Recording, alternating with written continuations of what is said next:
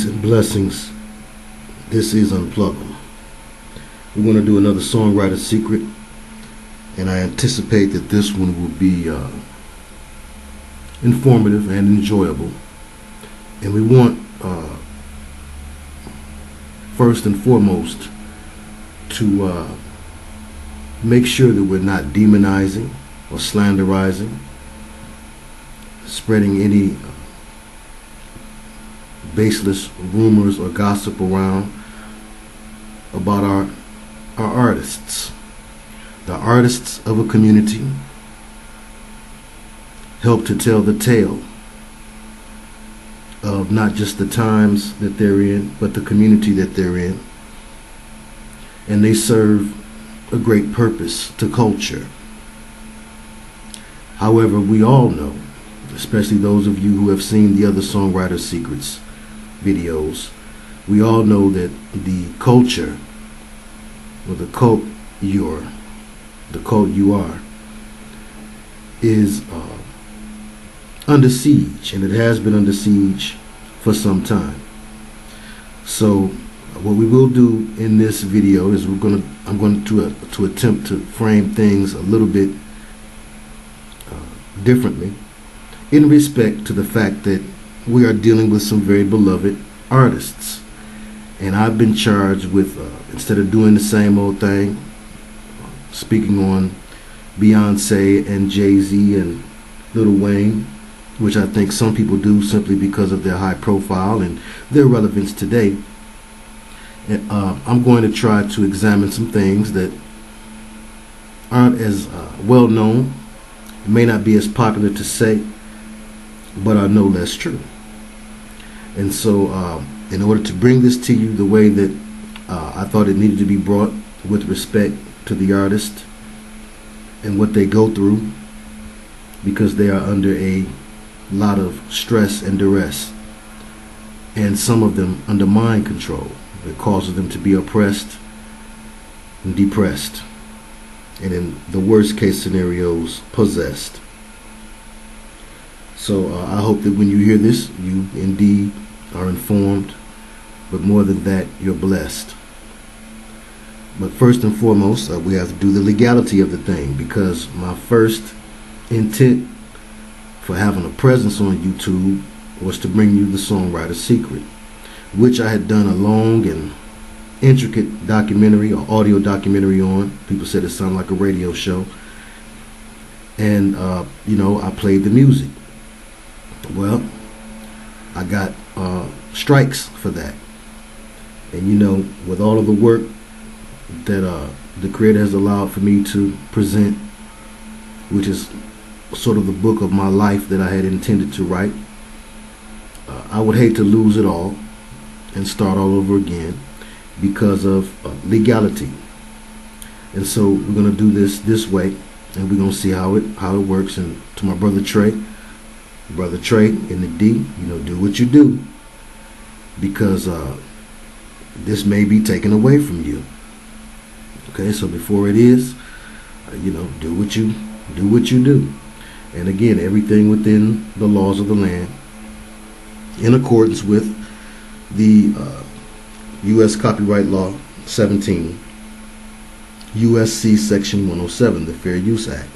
This video contains copyrighted material which, used in accordance with U.S. Copyright Law 17, USC Section 107, Fair Use, is allowed for the purposes of criticism, commenting, news reporting, teaching, and or research, and is not an infringement of copyright.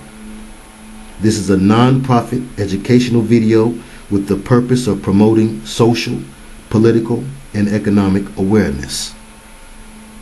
We are also given a constitutional right to free speech, to freedom of the press, and to freedom of religion. And I believe that it is part of the duty of my religion to cry aloud, to spare not, to lift up my voice like a trumpet, and show my people their transgression, and the house of Jacob their sins. Isaiah 58:1. But now, why do we do these Songwriter Secret videos? Is it because it's popular? Well, no, it's not the most popular thing I put up. And you know, popularity is not something I concern myself with. I had that. I've had that too much. Popularity, like anything else, too much of anything is not good for you. And I've had enough popularity in my life, you know, in the early years, to not be so pressed about it in the latter years. I don't care about that. I just want to make sure that the message is heard. And so we're going to examine some very interesting things.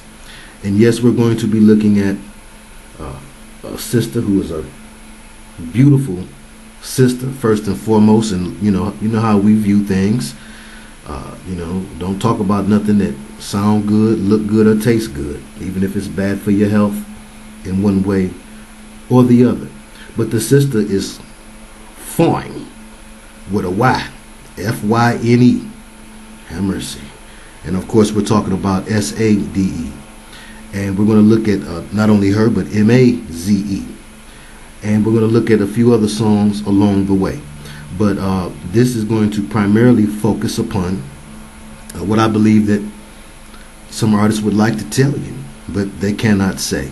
And that's the songwriter's secret, even in the smooth stylings of the artist Sade. Okay?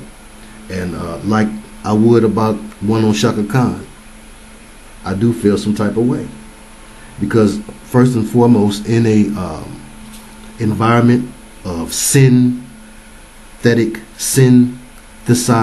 artificial noise that is called art and music, it is a breath of fresh air when a Sade song is played, when a Sade video is displayed, or when you're in the vicinity of the radio, you hear one of those old jams.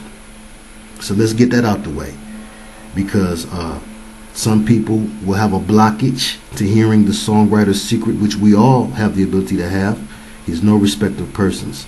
But some people have a blockage because they can't get past the fact, well, the music sounds good. It's easy for you to hate on something you don't like. So some of you who are readily able to admit, well, Lil Wayne is in it, or Jigga, or you know, ASAP, you know, you have an issue with hip hop already, and not that you should not, but don't give anything preferential treatment or be blindsided by pride, proud of your era, the era you came up in, and oh, they did music good back when I was coming up, this music here. And it's a way to employ the chessboard dynamic against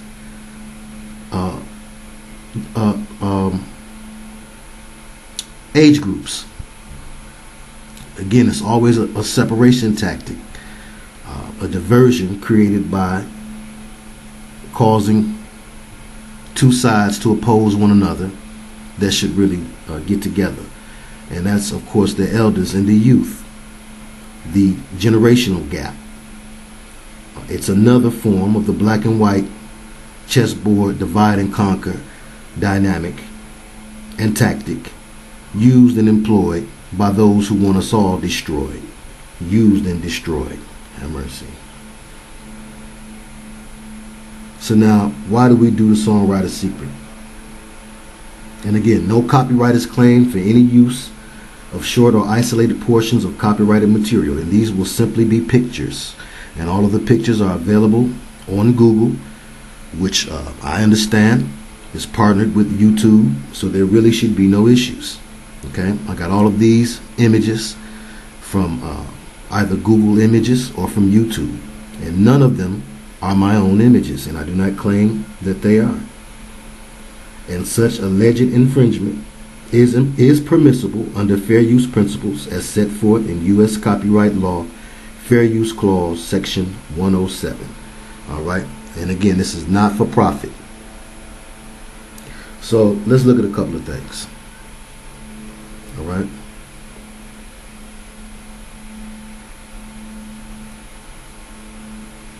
Now, first and foremost, There's a reason that we do the Songwriter Secret. 3 main reasons. Number 1, to snap you out of selective seeing and hearing. You only see the NWO and what you don't like. Number 2, and so what's the problem with number 1? The problem, when you only see it in what you don't like, then you miss it in what you do. Marvin Gaye said famously in the song Life is for Learning, on the album In Our Lifetime, in the song Love Me Now or Love Me Later, he said that the devil knows what you like and he's going to put it on you, baby, and he does. He's not going to attach you to him or attack you through something that you don't like. So it's in every genre, every form of music, okay? Slow and low and mellow and crunked up, okay?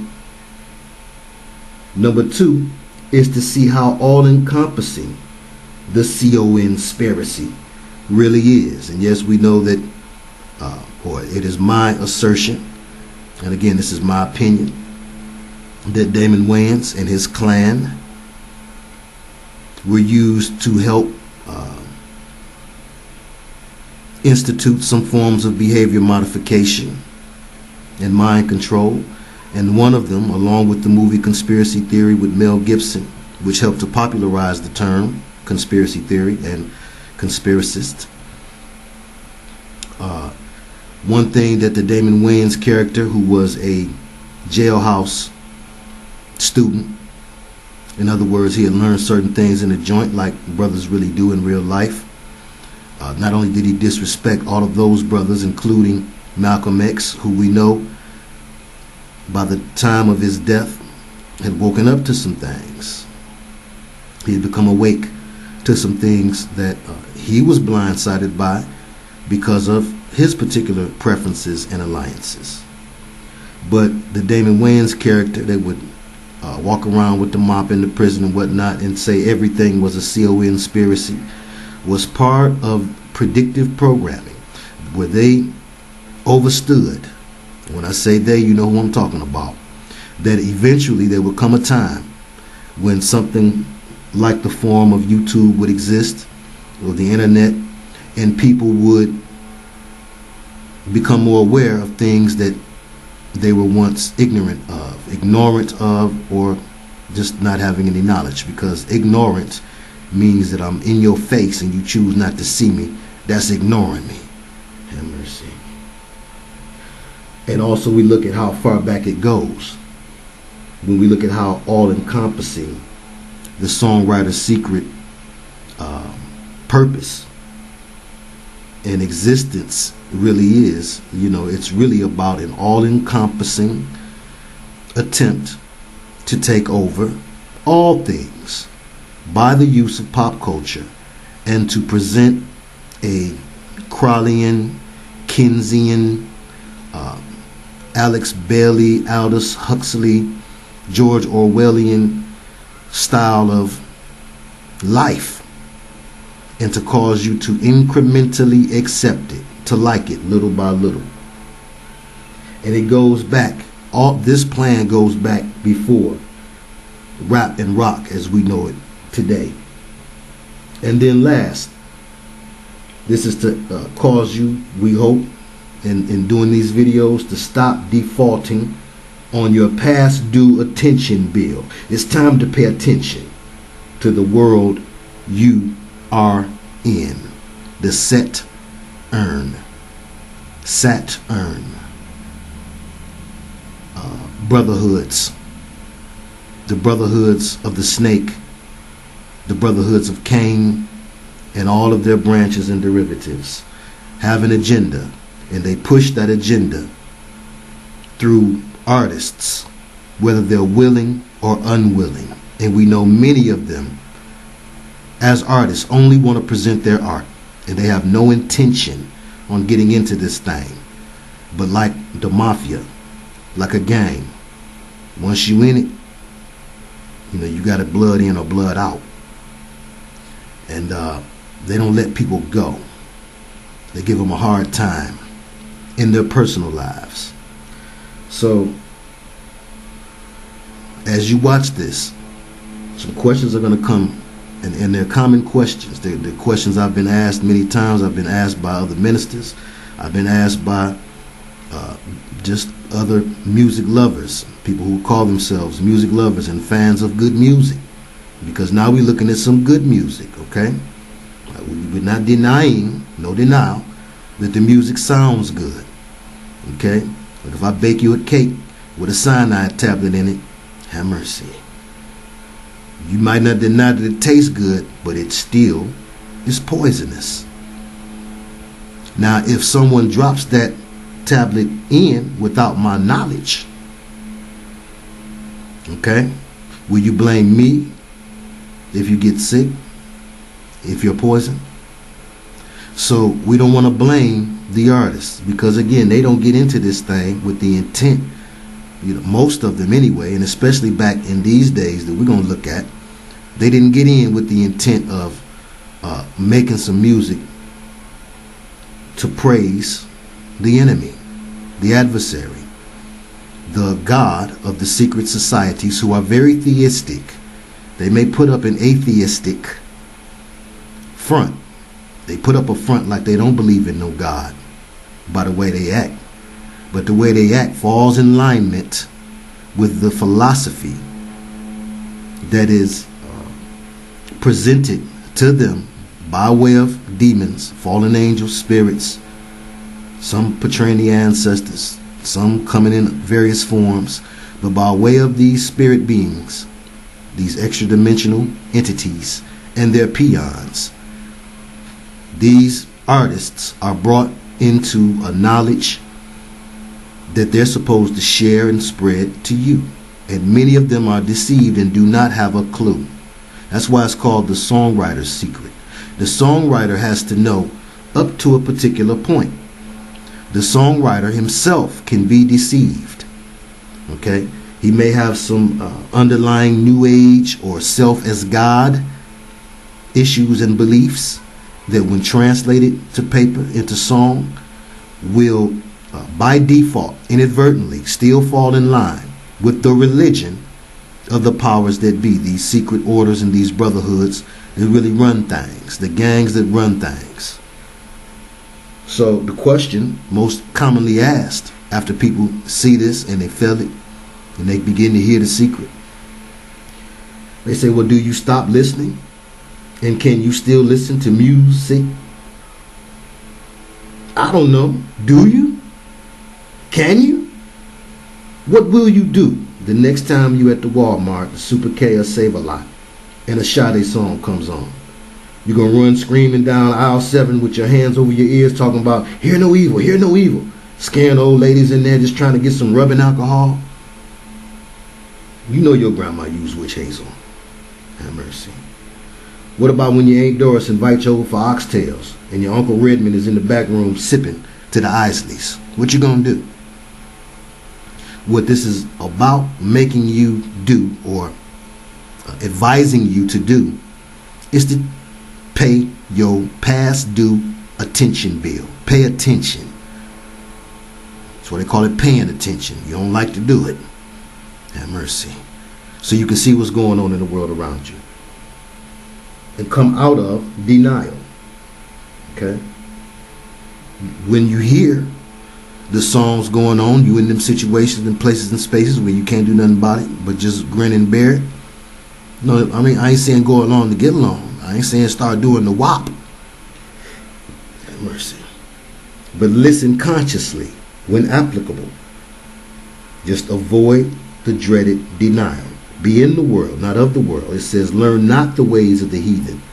So what if you've already learned it? Then it can be the will of the Creator that you know it for a reason. So perhaps you can help your other brothers and sisters to see the unseen and the unclean, which hides. We're told in the very beginning in the book of Genesis that the serpent was more subtle than any of the other beasts of the field. Subtlety implies intelligence, and it implies slickness and smoothness. Have mercy. But it does not imply denial. Do not be in denial. Denial. To deny all. To deny all your responsibilities, your family, your loved ones, your friends. To deny all truth. Interesting, if you do not want someone or something near or nigh, as you find the Old English term that can be found in the old writings of Shakespeare and Shakespearean age writers, and even in the scripture, which we know is written in the Old English style. Okay. Nigh means near, like the kingdom of heaven draweth nigh. So to deny, like destruct, to take away the structure. Debone, to take away the bones. To demystify, to take away the mystery or the mystique. And to desire, to take away the sire. To take away your royalty, your kingship. As a sire, you have no wants. Have mercy. Do not deny, no matter what genre, the most popular form or common form of mind control that goes unnoticed is music. To deny it, to deny them, to deny is to take the nearness of something away, to get it away from you. You deny it. Now your five senses are one. In reality, we're told they're five, it's really one. But your five senses are one, all relating to touch. The light touches the lenses, the retina and the lenses of the eye. Touch, light touches.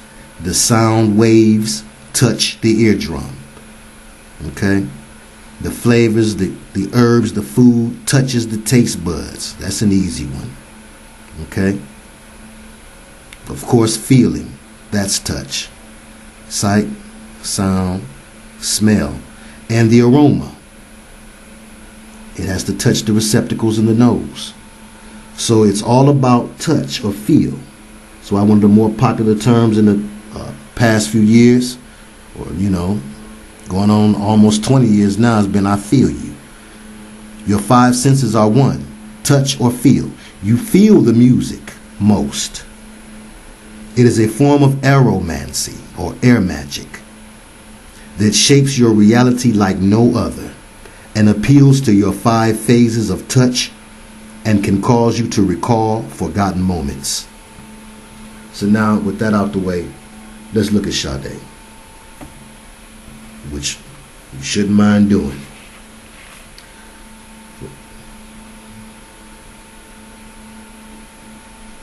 Now, first of all, we have to look at the name Sade and know this is this is an album cover.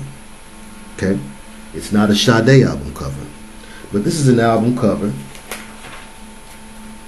from the time of European eroticism, or erotica genre is what they called it. And this is a cover, found it on Google Images, of Bruno Nicolai's Marquis de Sade, a vinyl from 1970. He was an Italian film composer with Spanish-born director Jess Franco. He came up with this score, and they were both bastions of the 1960s and 70s erotica genre. It was those movies like, you could say maybe Emmanuel was a commercialized version of erotica, but erotica was when European filmmakers were putting out very cutting edge as far as the pushing the boundaries of perversion and sexuality films. Okay, you might call them soft porn today, but this is an album using the style of music called free jazz. And of course, we're going to be looking at an artist that sings blues to jazz. And we're going to look at that. But interesting, the name Sade, which is how we say it. I know you got about 7 girls at your little girl's high school named Sade. You know, we put an R in it, an extra R like you do Ursher. But Sade, as she will tell us to call her, is a word, the same word that you find when you see Marquis de Sade. And who was Marquis de Sade? Sade, first of all, the name, it means sad. If we're going to look at, you know, like all artists, she has a moniker that she performs under that's different than her real name, like most all of your artists. Now, we've also found through looking at different programs like even Unsung, that someone from in the business who already knows the system, who already knows the secret, who's already in the brotherhood, someone from within the business will give you your new moniker. We know Roger and Zapp was called Roger and the Human Body. He was using his body, you know, to make those funky sounds. He was very funky. Okay, I know what good music is. I don't play no games. And Sade makes great music. It's great sounding music. Let's say that. Because we're going to look at a lot of things. Just be patient. But the Marquis de Sade, first of all, Marquis is a title. Okay? Like in Biz Marquis. Or Brother Marquis. Remember back in the days, a lot of the old school MCs would use titles that sounded like brotherhood titles. Grand Master. Okay? Grand Wizard. Grand Wizard Theodore, Grand Master Flash, for those who are too young to know. But interesting, Brother Marquis spelled his like, not like Biz Marquis, but like the Marquis de Sade. And the Marquis de Sade was a lecherous, low-down, dirty member of royalty. He came from a royal house, who also served in the military. But he wrote about his, promiscuity is putting it lightly. He wrote about his perversions and his escapades with whores, especially. But his propensity for liking to cause pain, he liked the pain with his pleasure. And it's where you get the term sadistic from. His very name. And also, again, if you look up the etymology of S-A-D-E, the ending of Marquis de Sade's name, it is the same as sad. They are one and the same. Sade, or Sade, or Sade, as it's said in the French, means sad, and is the origin of sadism and sadistic. Now, Marquis is a title. Biz Marquis, Brother Marquis, Two Live Crew. Sexuality, perverted sexuality, if you really got off into the Two Live Crew albums, as I did. Better believe I did. That one album cover, man, mercy, that was too much for me as a young man. But it's a title that's above a count and below a duke. Now, a little bit about the Marquis de Sade. And we're going to could read it better if I hold it, but just to keep from being vulgar, we don't have to look at that. Well, let me just cut it down in for a second. But you need to know a little bit about the Marquis de Sade, because it falls right in line with the music business, okay? And yes, we're going to look at Frankie Beverly and Maze right along with it, because you do not believe that smooth, good-sounding music that is apparently harmless could have anything to do with the brotherhoods, the agenda of the Antichrist, and the Luciferian directive to keep us all under mind control and to indoctrinate us and really to initiate us into their belief system unknowing. Marquis de Sade is famous for having said, "Pain is weakness leaving the body." Okay? Marquis de Sade, he was a French novelist. He was highly regarded. When I took English, I remember, as I looked up the different great writers, and I saw I had some sort of writing gift, and I can't claim no credit for it. It's a gift. That means it was given to you. So how can you claim credit for something somebody gave you? But I began to find that his name rang bells. Okay, he was well known and well respected in the annals of literary achievement. But he was a French novelist, highly regarded, and one of the main contributors to the Frenchman's legendary reputation for Greco-Roman horniness, also called romanticism. Again, you put the emphasis on the wrong places in the word because of what the definitionary, which is called the dictionary, teaches you, which is diction and definition. But more than the definition, some words you know how to say them and you don't know what they mean. So you're taught to say words a particular way to take away from the real meaning of the word. So romanticism or romanticism, romantic, romance, Romans, friends, Romans, countrymen, lend me your ears, because they finna burn today. And you're going to learn today. But we know that the Romans, who were offshoots of the Greek society, and the Greek society was notorious for its acceptance of homosexuality. This is another Greece being created here in this world, this land especially. This is another Rome being created. That's why they talk about the Third Reich or the New World Order, the same way that Hitler did. Okay? He wanted to bring a new empire and be the emperor of that empire, and he was fooled into believing that that was going to happen for him. And as they do with everyone, royalty, artists, it don't matter, and all of you peons, you bootlicking boulets, as Brother Steve Coakley, R.I.P. And yes, R.A.P. He could rap too. He had a great mouthpiece, but he was an excellent teacher, and he brought that to light. That a huge part of our plight is because of the people that are put up as leaders in our sight. But again, and I have a special disdain for them. I'm not surprised at the jealousy and the hatred that comes from other cultures. You know, when you're doing it big, sometimes that happens. You'll get hated on. But I abhor the overseers, people that are placed to watch the field slaves. And they placed in the upper house to do just that. And I have war with who I abhor. I'm angry with the wicked every day. Now, Marquis de Sade was born June 2nd, 1740, under the dual nature sign Sade, to represent the astral season of Gemini, when we pass through that constellation, or when the sun is strong in that constellation. His real name was Donatien Alphonse Francois, Comte de Sade. I mean, he was from the Sade crew, the Sade crew in Paris.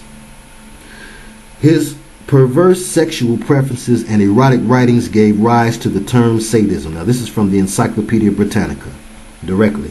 His best-known work is the novel Justine, 1791. Okay, he was related to the royal house of Condé. He was born at the Condé mansion.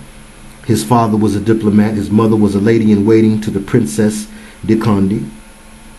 And his aristocratic background entitled him to various ranks in the king's regiments. And in 1754, at the age of 14, he began a military career, which undoubtedly that's where he began his perversions of locking women up, bondage, whooping them, while in his sexual throes. But he began a military career in 1754 at age 14, which he abandoned in 1763. Okay, which was what that was.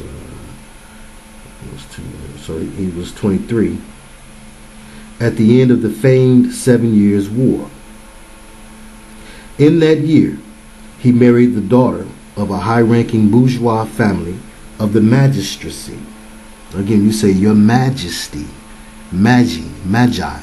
It has again to do with magic, because it was the royalty who were given the magic formulas and secrets used that they would use to not only win wars, but to win over the people.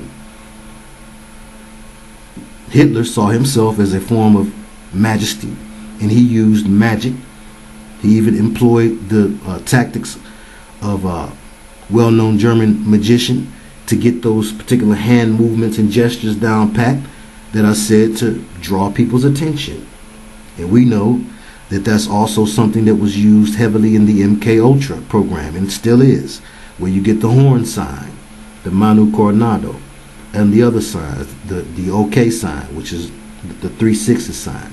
They don't just throw it up as a gang sign to show this the gang I'm in. That's a portion. But it also is used because it is a mudra. It is a way to use hand position to create hypnotism. But he married the daughter of a high-ranking bourgeois family of means of the magistracy, the Montrose, and they had 2 sons, and they call it the magistracy, like democracy. Okay, a form of government using the magic of the majestic one, or the kings and whatnot. In the very first months of his marriage, he began an affair with an actress, La Beauvoisin, who had numerous previous protectors, quote unquote. This is from the Encyclopedia Britannica, word for word, except, where you can tell where I'm interjecting. He invited prostitutes to his little house at Arcueil and subjected them to various sexual abuses. For this, he was imprisoned on orders of the king in the fortress of Vincennes. Freed several weeks later, he resumed his life of debauchery and went deeply into debt. You're going to notice how many times he gets jailed and then freed. They'll jail one of their own sometime just to make themselves look good and above board, and to make them look like they believe in justice and righteousness. Okay? To make it appear as if their rule or their legal system is just. They'll do that from time to time to one of their own. Throw them up under the bus. But Marquis de Sade was freed several weeks later. He resumed his life of debauchery and went deeply into debt. In 1768, the first public scandal erupted, the Rose Keller affair. And yes, this will all relate not only to Sade, but we're going to look at a lot of other artists as we move forward. Now, flower is slang, or can be used as a slang or coded term for female genitalia, and it's a bit of an archaic one, but it's slang nonetheless, i.e. deflowering, as in deflowering a virgin. Okay? So you look at the rose. I said a rose is still a rose. And you've heard about Aretha and Ted's relationship. She was, I ain't talking about me. I'm talking about she was hooked up with a very well-known Detroit pimp. And at that time, pimps and preachers, they could find themselves meeting and greeting at certain meetings. Have mercy. And it's been that way ever since, which is why you get the pimpish way of so many preachers today. And for some time. And you also had a lot of cases of cross-marketing between pimps and preachers. Ex-pimps turned preachers. Don Magic Juan. There are a lot of examples throughout history. But you look at Aretha, you look at Bette Midler, the Yellow Rose in Texas. The rose symbolism in the best little whorehouse in Texas. See the parallel. The rose symbolism. Rose was a terminology that could be used and given to a prostitute. Okay? To low-key notate that she is indeed hooking. So Rose Keller was a young prostitute he had met on Easter Sunday in Paris. He took her to his house in Arcueil, where he locked her up and abused her sexually. She escaped and related the unnatural acts and brutality. Now, this is before Crowley. So the sex magic he was employing, he didn't make it up. He gets a lot of credit for things that he did not make up. He followed the practices of the magistracy, okay, of the kings and royalty before him, who were taught these practices by the beings that came to them, as exemplified in the hieroglyphs outside of, Google it, the Temple of Hathor. Those people are not in ceremonial mass. They long and slender snake people giving gifts to the king. Look it up.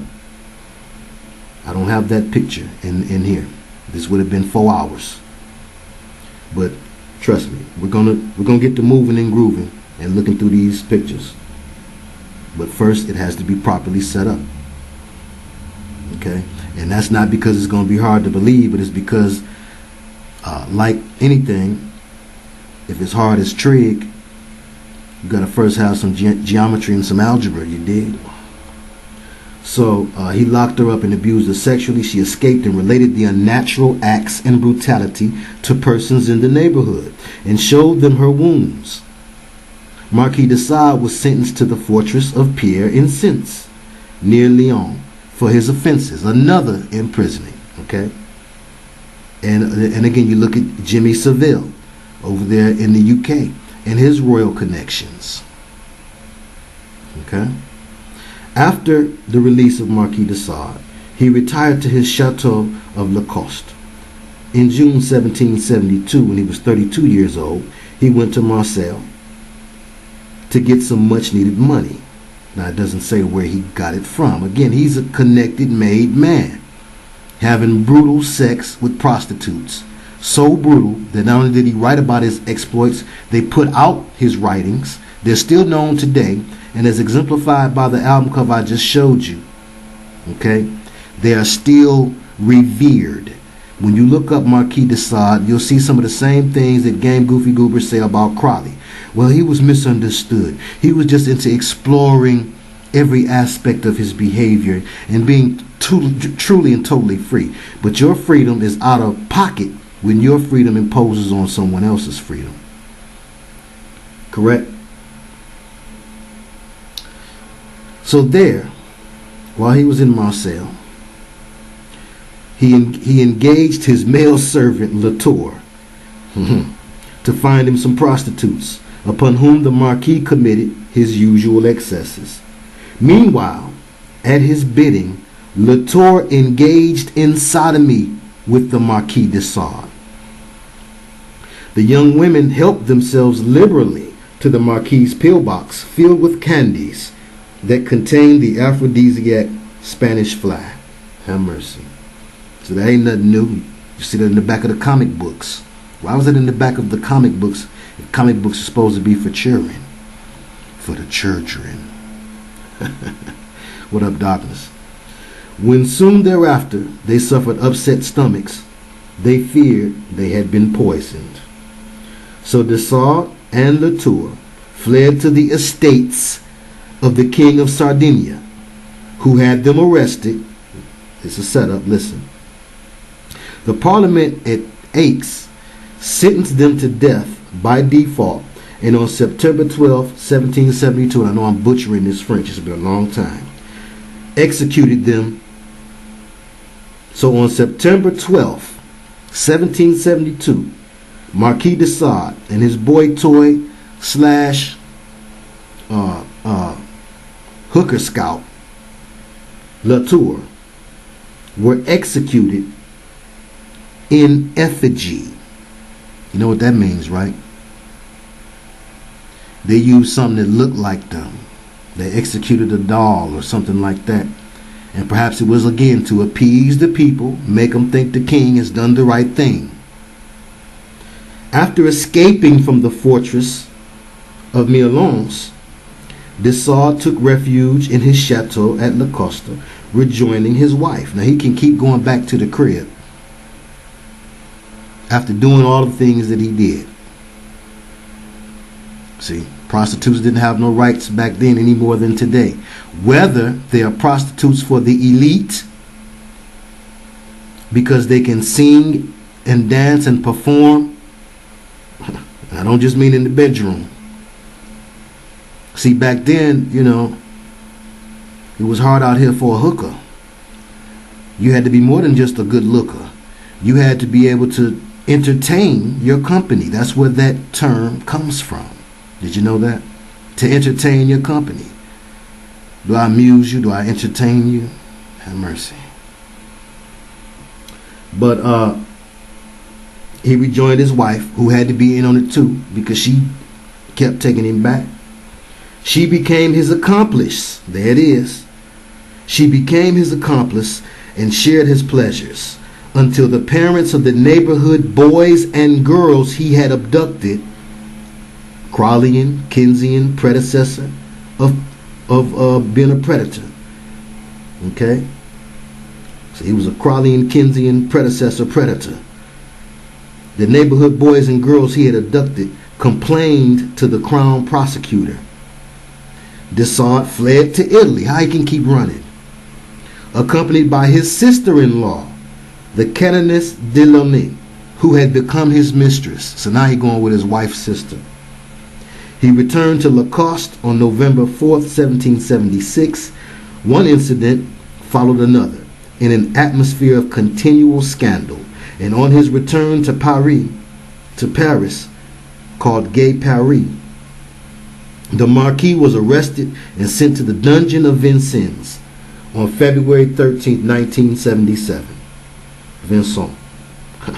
After issues with jailers, prison director and fellow inmate, so we're talking about a royal prison here because his fellow inmate was Marquis de Mirabeau, another dude with a title, just below a duke and above a count, after a failed attempt at revolt and a failing marriage, we are told. So he tried to cause a prison riot. He got into it with the jailers, the prison director, and a fellow inmate who also was of status, a society guy. Okay. The Marquis retired to a convent. Have mercy. He was transferred to an insane asylum until April 2nd, 1790. Then he lived with a young actress. After all of this, being in an insane asylum, being imprisoned a number of times for abuse of his power and abuse of prostitutes, he became a delegate. He was a delegate. He became a delegate in 1792. Now, he wrote his sexually graphic novels and plays while imprisoned, some of which they're still in circulation today. 120 Days of Sodom. He was worse than Leon Love. Justine, or called in French, Les Infortunes de la Vertu. Have mercy. Whew. Crimes of Passion and Nature Unveiled. Again, these are the notable works, but in the titles like Nature Unveiled and Crimes of Passion, you see the allusion to the Luciferian doest thou wilt, Crowleyan, Keynesian philosophy, that you got to explore all of your options, all your feelings. You know, even those that you know inherently by your soul is wrong. Have mercy. His writings were banned in France until the 1960s. And what do we know about the 60s? The free love movement. So his writings helped to fuel the free love, a move of the Luciferian elite to spread debauchery and do as thou wilt philosophy by way of the hippie, the happy hippie. Do whatever it takes to make you happy, even if it makes someone else unhappy. Have mercy. And of course, the 1960s embodied do as thou wilt philosophy. So now that we have a few things to go on, we're going to jump right into it. We're going to get into it. We're going to get into it like Crips and Bloods. All right.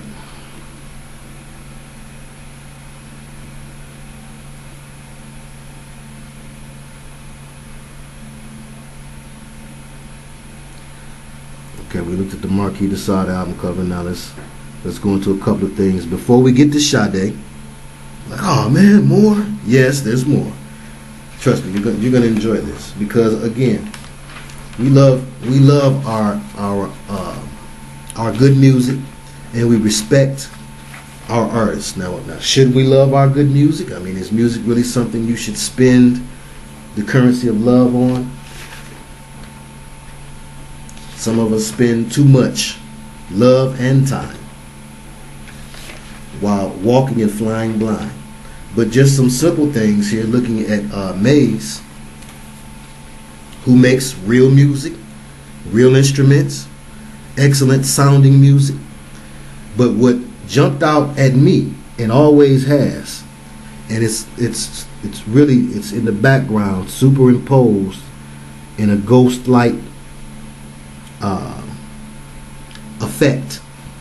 You see the six-fingered hand of Maze, okay, and then you see what looks to be another world there, because this is a world here, and this is another world. You know, you can theorize it may be the moon, because the moon is about those emotions, and like Ray Charles said, the nighttime is the right time, the shadow hour, when the shadow beings and the spirit world is most busy. And also because part of that is because of the lunar effect, where you get lunatic from. When the moon is full, it's been reported for years that more people get put into the crazy house, and more people, you know, go a little ham. But it's because the moon, like, it affects the tides, and it can affect the menstrual cycle of women. The tides are affected. The water is affected. We are made of a great deal of water, and the water signs, or the so-called signs of the zodiac that are of water, water is representative of sensitive, spiritually sensitive, and emotionally sensitive. What does it take to make water wave? Not much. A very light breeze, a pebble. Okay, so, and we see that it's blue, the color of water. Okay, and the color of the emotion that the rhythm and blues is built upon. Did you know that? The color of blue, you know, Lady sings the blues, and we're going to look at some things. Believe it. The color of blue is a calming effect, and it's to calm the emotions, oceans, the waters of the mind and of the spirit. It's to calm, and it's a lot of people's favorite color. We're not demonizing blue, it's mine.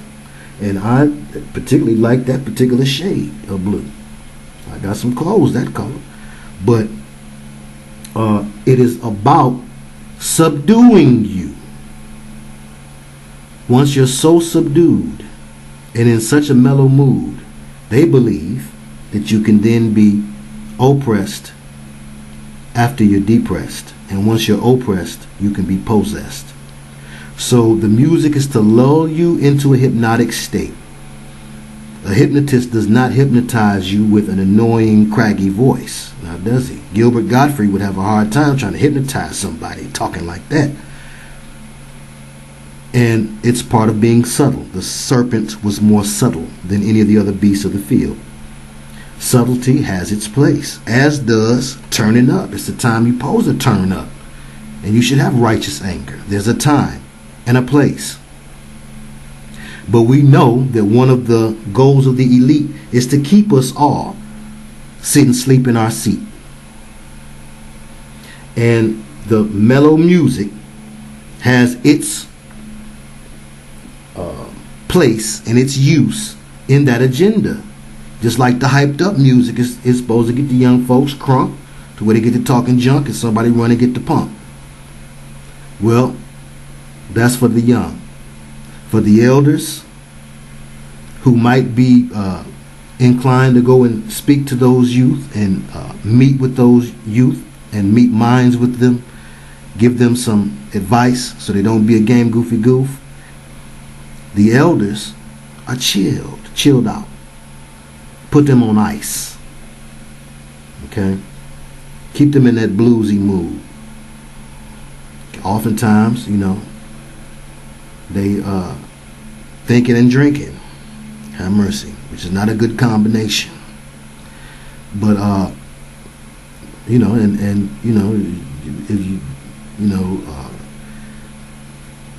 everything has its place, and Scripture says, "Be ye not a drunkard." Okay, there's a time to relax, but the time ain't now. It's time to be alert. So it's about not being alert. Okay, and we have the six-fingered hand of the Nephilim. 6 fingers in Nephilim, who are the chief of the demons. You got peon demons that's lightweight jamming out here, and then you got the heavyweights that's body slamming out here, and that's the Nephilim. Told to us first in Scripture in Genesis 6 and 4. But their tales go all throughout mythology. And I know you're familiar with Genesis 6 and 4. But just to irritate anybody who's biblically allergic, I'm going to read it. I'm going to read it so they can run screaming. Somebody in the house can say, "What's wrong with you?" Genesis 6 and 4. There were giants in the earth in those days, and also after that, when the sons of God came in unto the daughters of men, and they bare children to them, the same became mighty men, which were of old, men of renown, men that get myths and legends told about them, Gulliver's Travels, men who get huge monuments and statues made in their honor, and also made in order to function as machines to help bring more things and other beings in on the scene. And you can find other instances in 2 Samuel 21 and 20 and 1 Chronicles 20 and 6. Now let's look at that, because somebody is not happy at all. Somebody's face is tight because we're talking about we ain't talking about people that make bad music or music that does not sound good. Again, my grandma told me everything look good ain't good. So just because something look good and sound good, that don't mean it's bad. Don't hate on it. But that don't mean you just blindly accept it. Sometimes when people say don't hate, what they want to say is just blindly like and accept what I like. And quit examining it. Have mercy. I can't stop. I won't stop. I don't even know how to stop.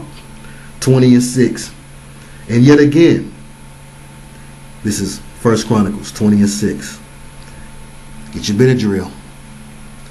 And yet again, there was war at Gath, where was a man of great stature. I mean, he was huge, whose fingers and toes were 4 and 20. He had 24 fingers and toes, 6 on each hand and 6 on each foot.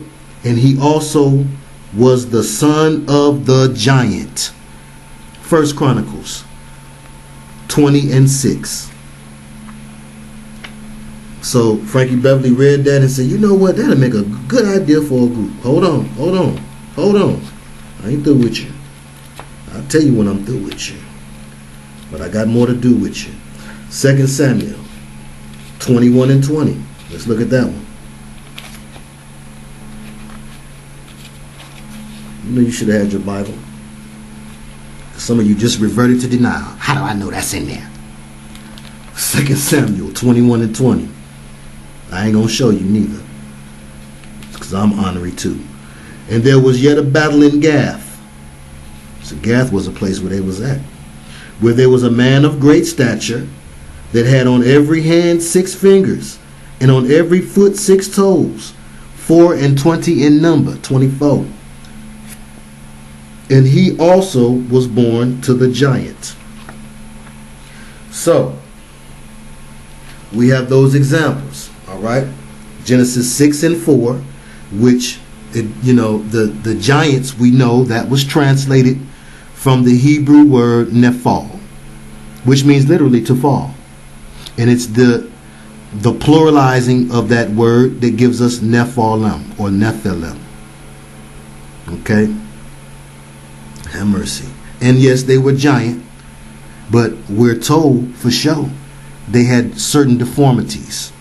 Now, oftentimes when people get into alternative religious practices, which many artists and entertainers and musicians do, what they'll do is they'll look into the Hindu, because they're under the deception that the oldest is the most correct, simply because it's the oldest. They're not taking into account who was here first to write those things, to cause mankind to recite those things and to like those things, and nowadays to invite those things. And I'm out here to fight those things. Have mercy. Join me. But the 6 fingers and the 6 toes, the multiple arms, you find Shiva, the androgyny, looking like a woman and a man at the same time. You find it with Krishna, who's always pictured with a snake around his neck, and you find that with Kali and all of the rest of them. You can't tell if it's supposed to be a man or a woman till somebody tell you. I know, I was looking into the Bhagavad Gita for the same reasons that I'm sure Frankie Beverly was. Because you see, and this is my assertion, in my personal opinion, I have the right to have it and to state it, freedom of speech, but Marvin Gaye, in the book Divided Soul, excellent book, that tells you a lot if you know how to read, like you know how to listen, for the songwriter's secret. If you know how to read into things, and I don't mean that in a derogatory way, but I mean, you know, that, and that should not be a derogatory phrase, but it's being turned to one, just like conspiracy theory should not be one, but it's been turned to one already. But if you know how to read, you'll find out a lot of interesting things that have helped put some of this together, about the mind control and the duality. Again, the divided soul, the duality. Okay, the red and the blue. Again, we talked about that a number of times. But Marvin Gaye, we're told in the book, discovered Frankie Beverly in May, Silky, Silky Soul Singer, which is based on Marvin's music and style and persona and all of that. And we're told it's a tribute. Okay, but that's one reason for that. Marvin discovered them. And Marvin Gaye, at the time he discovered them, was heavy into self-discovery. And he was looking to find these alternative beliefs and things, and, you know, what was true concerning those things. He was heavy into spirituality. Okay? And I believe he really loved the Lord. Because no matter how deep he got into other funny practices, he still would give it up to the Messiah. And, you know, there are a lot of people that way. It's easy to do, and it's even easier to do today, because there's a way that New Age, you know, they know better than to push Jesus aside. They will not say he did not exist anymore. See, they used to try to play that game. But they saw, in order to get certain people, especially to get people who have more of a propensity to believe in a higher power or to believe in the scriptures, they have to, because the devil don't just want the game goofy goobers that don't believe in nothing, and they come in anyway. So he ain't working on them like he work on believers.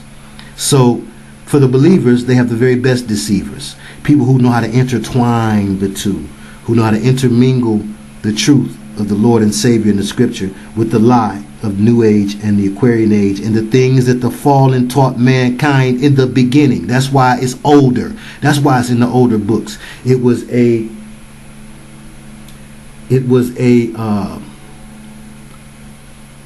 way of doing predictive premonition to ahead of time slander and set you in opposition to the Great Commission. Have mercy. So they put out those tales, and they told you about people who were sloppy copies of who they already knew existed. In the beginning was the Word, and the Word was God, and the Word was with God. So he was already there in the beginning. So the fallen angels knew of him. So they said, well, we're going to put a heavy-duty plot together to make sure that he's forgot forever. Because we're going to put out our tales of what we know he must do and will have to do in order to accomplish what he's sent to do. We're going to put out our tales of doing things similar to those. Counterfeit is the devil's favorite skit. So that when he does come along, in the latter days and times when people need to believe the most, there'll be so much information out here about what we said and what we did. It won't simply be the scholars with dollars and the academics who are knowledgeable of our exploits. We're going to make sure all of mankind has access to what we did and what we said, and that we have the academic backing, we have the credentials of the great scholars and researchers to back up that we was the truth. Ancient aliens agenda. Have mercy. So we see how far back it goes. And some of you who can remember growing up in the 60s and in the early 70s, I was born in 73. So I had the pleasure of going to school in the 70s, the 80s, and the 90s. So I saw the great changes. That's one thing that was given to me also as a gift, and helps me with having a very peculiar insight. And to the Creator be all the glory. Mandatory. That's my story. Have mercy. But yes, the Almighty Ahaya Abaya gave me certain tools, and because of what he's given me, I can't use anything else, and I can't lose with what I use, and that's what I meant to say. But fire, I done did 200 videos. I made one mistake in my phrases, but you had nothing to say. Fire, water, polar opposites. You see the lava coming down there. I know it's blurry. I'm sorry. You got the image too. All this came from Google. Put in Maze. I think I put in the whole title, Frankie Beverly and Maze album cover, and got a mother lode. But you see lava and you see water. Okay, but we know that it's to represent fire and water. Polar opposites, the red and the blue. Also to represent the Scottish Rite and the York Rite. The baby bears and the heavyweights. Okay. And also to represent two different states or moods of emotion. The calm mood, or getting fiery, getting fired up, turned up. Okay, the calming of the water, and the heat, getting hot, getting heated of the fire. The joy and the pain. Which one is which? Because when you get fired up, sometimes you're joyful, and when you get mellowed down or depressed, that can be painful. Or some people are joyful, and see, this is why they really get caught in the duality dynamic really heavily, because some are joyful when they calm and cool, like moi, and some is very disturbed when they get heated, and it's painful. Have mercy. So you find the joy and the pain, the dynamics of duality, which is confusion personified, literally personified. For God is not the author of confusion, and a double-minded man is unstable in all his ways. So you tell me why the six-fingered hand. And don't go and look up what they said, because let me tell you something. It's called a secret society for a reason. Genius. Have mercy. They're keeping a secret. And if you can keep a dirty secret, you can tell a dirty lie. Have mercy. People confide in you, and when you have a business that don't need to be told, that's different. But we're talking about people who have a secret that within the secret, one of the things that Brotherhood members are taught is how to control their wives. Yes, this is where the Stepford wives comes from. They're taught different ways, and I know that for absolute right and exact fact. They're taught different ways to control their women by use of hypnotic techniques, hypnotic hand gestures, different things that they're told they can do with their rings. That's right. I had a sister tell me about that one time. She was involved with a maid man, and he put his ring up to her temple and was whispering something to himself. Yes, this is right. And this is where also, you can also find this in the analogy of our dream of genie. Yes, that's right. Yes, master. That's right. To have a woman submit by mesmerism and hypnotism, to me, that's cheating the game. Just be the man. If you're the man that you're supposed to be, and she who she's supposed to be to you, she will submit. But we're talking about people that join these brotherhoods, and they join frats, and they join into certain aspects of entertainment circles. Some people want to be entertainers because they missed out on a certain amount of celebrity or popularity when they was in school. Some people just missed out on it. Some people got the total opposite. They was bullied, picked on, they didn't get no girls, okay? The cool dudes didn't mess with them, okay? They was treated like the plague, and it's their way of saying, well, now look at me. See, now I've got power. And it's why sometimes those people are the most obnoxious people in society once they've been given a taste of that which they hungered and fiended for so many years. They become unbearable. Okay?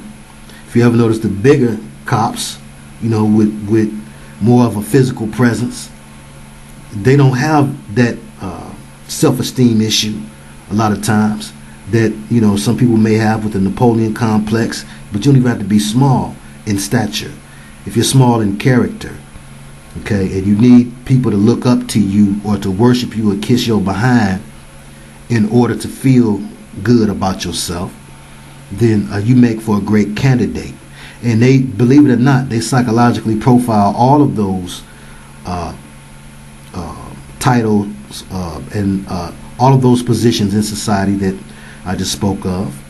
They want people who are that way, who are small in character, because they know that they will be the ones who will feel like they have the most to lose should they lose their title and should they lose their quote-unquote power. Person has had a taste of that, and I mean, even in the smallest sense, you become a very secure person if you was cool in school, especially public school. I went to Detroit public school. I had a ball, y'all, and as you could imagine, I was a trip. But I did what I was supposed to do, and I got up out of there. But I always went to the neighborhood school. The people that were supposed to have been feared or revered, they stayed around the corner. We played together all the time, basketball, and so by the time we going to school together, it wasn't nothing. People didn't front on you like they do today. Back then, if a friend is a friend, they're a friend to the end. At that time, at least. So, I had those things. What can you give me? What can you give me that I already know ain't about nothing? Because that stuff ain't about nothing. Them people ain't the people that's doing the best today. So what is it really about? Hopefully it built some character in you. But yes, so people look to the brotherhoods, and when they look to the brotherhoods for elevated success or to elevate their place in society, which again we talked about it in sports, it's part of a reptilian brain thinking to care so much about how other people view you. Okay, and what position you in their sight. Some people get into the brotherhood, some go left and some go right. But they're always told about the ancient religions and the ancient belief system. And just like Lucifer is painted as the good guy, so is this crow. The Nephilim, the ones with 6 fingers. And so oftentimes too, if you look at the back of an old album from back in the day, you'll see on the back of old albums, you'll see it say spiritual advisor, right there with producer and arranger and all of the rest. And the spiritual advisor was the dude that'd take you up on the 13th floor for the ritual.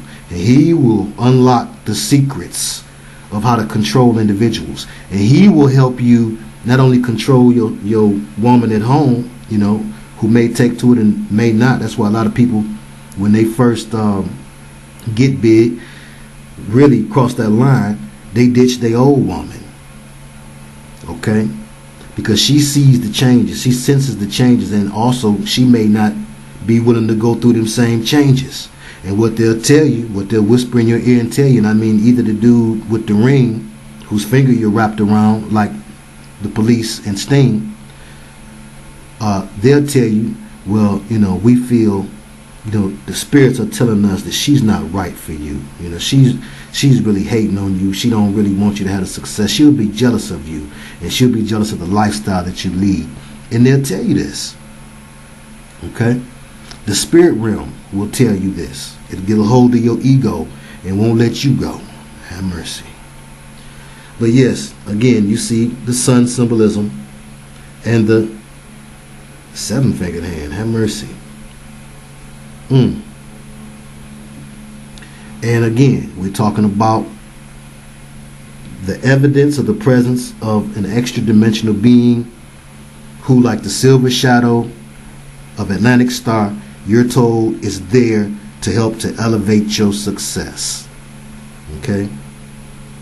The silver shadow. Listen to it now. I've been telling you to listen to it. That'll help you out.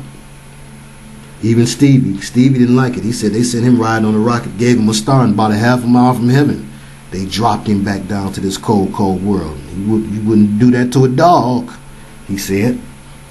But yes, you got the 6, and again, it is 6 fingers. That's a thumb. But you have the multiple fingered hand representing the fallen being. Okay? And this album cover I thought was rather unique because you have all of these different people, different races from different places, all going through the same maze. Okay? And the title, We Are One. Again, a reference to the New Age, Aquarian Age stylized desire for a one world order. They are told that, you know, and I remember when I first heard this, I said, well, you know, that don't sound too bad, except when you get to asking some questions you should have had. Like, okay, we have a one world, and everybody is, you know, a world citizen instead of, you know, I'm German and I'm Japanese or I'm African. Everybody is one. And I believe everybody should be one while embracing their differences. Yeah, I'm different. You different. Show me some things about what you know and what you do. And I'll show you some things about what I know and what I do too. And that's how it's supposed to work. Okay? That's how the animals in the jungle make it happen. You know that. Sometimes one animal watch the behavior of another. You learn different things from them. But he ain't trying to beat, you know, a rhino ain't trying to beat a leopard. Okay? They stay in their place and they all can live in the jungle in harmony. But the question that one should have about, well, you know, what's wrong with everybody just being one, a world citizen? Let's throw aside all titles, all nationalities. Well, who's gonna run it? Who's gonna call the shots? But you see, they're taken through a maze. And a maze, again, that denotes confusion. Okay? And I'm sure that it can be explained a number of positive ways. And that's just looking at it all 360 of good. Let's look at only the good side of things. Let's never look at, well, what could be the problem here? And again, why we assume there's a problem? Well, because we know, and again, I'm talking to believers. If you're not a believer, I ain't talking to you. Why you ear hustling? Believers, we know that the gift of music is a gift that's supposed to be given freely as it was given to you freely. And the whole industry of buying and selling music and whatnot, you know, just like the one world order. Who's going to run it then? Who's going to decide who's on top, who's a star, blah, blah, blah. It's dirty. And not only is it dirty, it is demonic and satanic. My girl Shaka Khan, who, you know, I liked her more than Sade. Have mercy. But Shaka Khan said that the music industry was demonic. She also has said that she would write a book if she could remember everything she had done. And people will attribute that to drugs. I maintain, it's my belief, that is because of mind control. And they put these artists through mind control, oftentimes by way of simply introducing them to an alternative spiritual belief, which ends up, you know, it's not so alternative. All of these spiritual beliefs are spiritual beliefs that are guided, founded, and directed by fallen angels, okay, by unclean beings, by the old ancient gods of Kemet, Summer, ancient India, who go by different names, but their game's the same. Worship me, and I'll help you. Give me something first. What type of being is that? Have mercy. It's the way you being. And there's a golden one. And again, you see the suns in the palms, and also, of course, you know, that's a maze, but also if you look at the style of it, it gives you a feel of Mayan, or it gives you a feel of Indian, of the ancient religions of the East that were pagan. They were founded by fallen angels from the very beginning, who told man, who continued Lucifer's lie, took it to another level, and instead of saying ye are as gods, they say we are as gods, and we'll teach you how to be one too. And that's the New Age philosophy. It really ain't new. So now, let's get into Sade Adu. You like that, didn't you? It's time. Sade Sade, who was born Helen Falasade Adu. Okay. My question is, what's stronger than pride, for real? You know, she says love is stronger than pride. I also had the question when I was a young guy, what is the sweetest taboo? I maintain that that's a pornographic reference and a satanic reference. Again, her name is not Sade, it's Helen.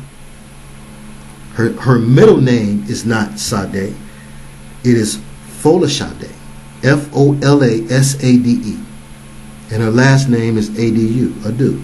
And all of this is public knowledge, public information, and then the rest of it is my opinion that I'm adding to the public knowledge. No libel or slander of this fine female artist. Okay? Because let's be fair and square. But not a square. Let's look at things well-rounded, shall we? 360 degrees of forward and back. Now, as we look at the negative, the dark side, we cannot forget, again, these are young artists who have a talent. Can you imagine what it would be like if you had a talent? Can you just walk with me here? Imagine you have a talent, something that you've practiced, be it athletics or music, acting, something that you practiced, something that many may have told you, hey, you're good at this, you should do this when you grow up. And you know that it's a talent that can help you and help your family, because those people make a lot of money, though they don't do much physical work and not so much mental work. And no insult to artists, but I know I was one.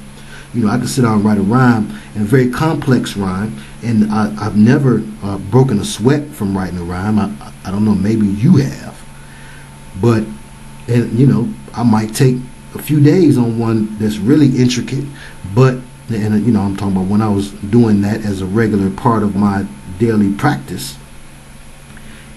It did not match busting concrete with a sledgehammer. It did not, which I did that. It did not match working on the railroad, hopping on and off of moving trains, which I did that. It did not match working at the factory, which I did that. It did not match working at the post office, which was easier by comparison, but it was walking, pushing, pulling, grabbing sacks of mail. Always something physical. And even for teachers who don't do a physical job, okay, the amount of preparation that a teacher has to do, the psychological and intellectual work that they do is well worth the money and then some. But for people who play children's games or who do something that comes naturally to them, simply because it's pleasurable and it's part of the pleasure principle of this big school, your homeboy Lucy Lou, the Lucifer, these people get paid stupid amounts of money. So of course, if you grow up poor, especially like young kids in the ghetto or people who come from impoverished communities all around the world who aspire, they have the spirit, aspire, to be inspired, to go ahead and jump into the entertainment world in order to make that money. That they figured in their calculations it would take decades for them to make otherwise, so they could help feed their families who might need it right now. So you imagine that that's your feeling as somebody offers you a big break. And of course, they don't come right up to you and say, well, you're going to be a hoe. We're going to work you to death before we even begin to give you some money, just to see what type of person you are. We're going to leave you on the roster for like ever, okay? Long as we want to. And then when we feel like that your spirit is broken enough where you'll do whatever we want you to do, then we'll actually give you a little shilling or two. We give you a couple dollars. We'll give you some change. Okay? But more than change, we'll give you some fame. Because all of your people back home in the ghetto or your home country, wherever you're from, is looking at you thinking you was dumb. Because you had a stardom for stardom. You had a mind for being of the entertaining kind. And they said you'd never make it. And so now you can at least show them, hey, I'm on magazine covers. You really ain't got no money. Okay? You're being pimped. Okay? You can use the boss's car. He might even let you stay in one of his homes, so you can send some photos home. But you ain't got no money of your own. Because if you had money of your own, you could buy your freedom. In other words, you could pay your way. You could be able to do something like, once you see how this business works. Have you ever thought of that? Why more artists don't do their own thing? I mean, totally their own thing. When I was seriously looking into that, I wanted to do everything. I didn't want no part or no record label, and I did not know half of what I know today about the business and the demonic way. All I knew was that it wasn't fair, money-wise. It was about my bread, and I said, well, I'm able to do all these things. I'm writing, I'm producing, I'm performing, and I want all the money. And Jerry Flynn said, well, what about distribution? I was a young guy. I said, what you mean? He said, well, how you going to get it to the different stores and whatnot? Well, I'm going to drive it there. He said, no, hold on. What about California, New York, Atlanta? You going to drive all them albums there? What about overseas? How you going to get the money for the gas or for the plane tickets to get around and divvy out your CDs. I think it might have been tapes at the time. I started when they was doing tapes. I was in it when they was making CDs. Now I ain't that old. Old dudes say you ain't too old if you ain't too cold. But I began to think about that. I said, well, you tell me. You the expert around here. And Jerry said, well, you know, it's a distribution plant here. I think it was on Puritan. He's like, you know, it's so secretive. You know that building on Puritan and such? You know, he described where it was at. He's like, you know, it ain't no markings on that building. And I thought about it. I was like, yeah, you right past that building a lot of time. He said, well, that's a pressing plant. That's where they press it, and you know, they'll work out something with you to distribute your thing. But you can't just go in there. You got to know somebody. And so I began to see that there was this vast network that are part of the big setup to keep artists as slaves, as hoes to pimps. So they pimp out the artists. They give them tools and fuels. You know, they give them some fried chicken and some fur coats, but they don't give them no big knots to where they can go do something that they should not, according to the record executives. Because I'll lose you then. You know, you'll blow, you'll leave. So they don't want that. So to keep you bound to them, and this is why some artists sing such unhappy songs. Okay, why there's so much lamentation. You're hearing the laments of this beautiful woman here, Sade. So we're gonna get right into the songwriter's secret of it now, and we're gonna mention some other songs along the way. But first of all, let's answer a couple of questions. What is the sweetest taboo? Now, it's either a pornographic reference or a satanic reference. Either way, have mercy. Why do I say that? Well, if you look up the word taboo, you know, or, you know, if you know its meaning, you know that it has to do with things you're not supposed to do. Okay? Things that people say that you're not supposed to do. Okay? And, you know, in general, we're thinking about moral things. Okay? Or we're thinking about things that human nature in general is supposed to be inclined against. Okay? Such as the things that the Marquis de Sade did to women. Okay? They were taboo things. Okay? Anal sex, taboo. Okay? I told you, I snuck in the old dude's room there. Always sneaking in your daddy room. Yes, I was. Because he had a lot of stuff in there. I wanted to see what it was. And I would look for the blue movies. That's what they used to call pornos back in his time. And I had stumbled upon one. Didn't know what it was. Didn't understand what taboo meant. But I knew he had all the porno movies. They was marked with a little X next to the movie. And I just grabbed one. I didn't care what it was. I was hoping it was black at the time, but I didn't care as long as it was going to be some freaky stuff. And so I grabbed it. I wanted to look at some naked ladies. I popped it in. I looked, and it was all kind of stuff going on. The name of it was called Taboo. It was a bunch of them. Taboo 1, Taboo 2, Taboo 3. And I didn't know what the word meant. You know, if it hadn't been an X next to it, I wouldn't have known what it was about. But it was all the most heinous and sadistic type of things, fetishes and whatnot. Okay? And I remember when I first heard Sweetest Taboo, the first thing I thought when she said, "You give me the sweetest taboo." You know, what somebody's giving you, you know, you can use that terminology when you're saying a lot of nasty things. Somebody give you this and give you that.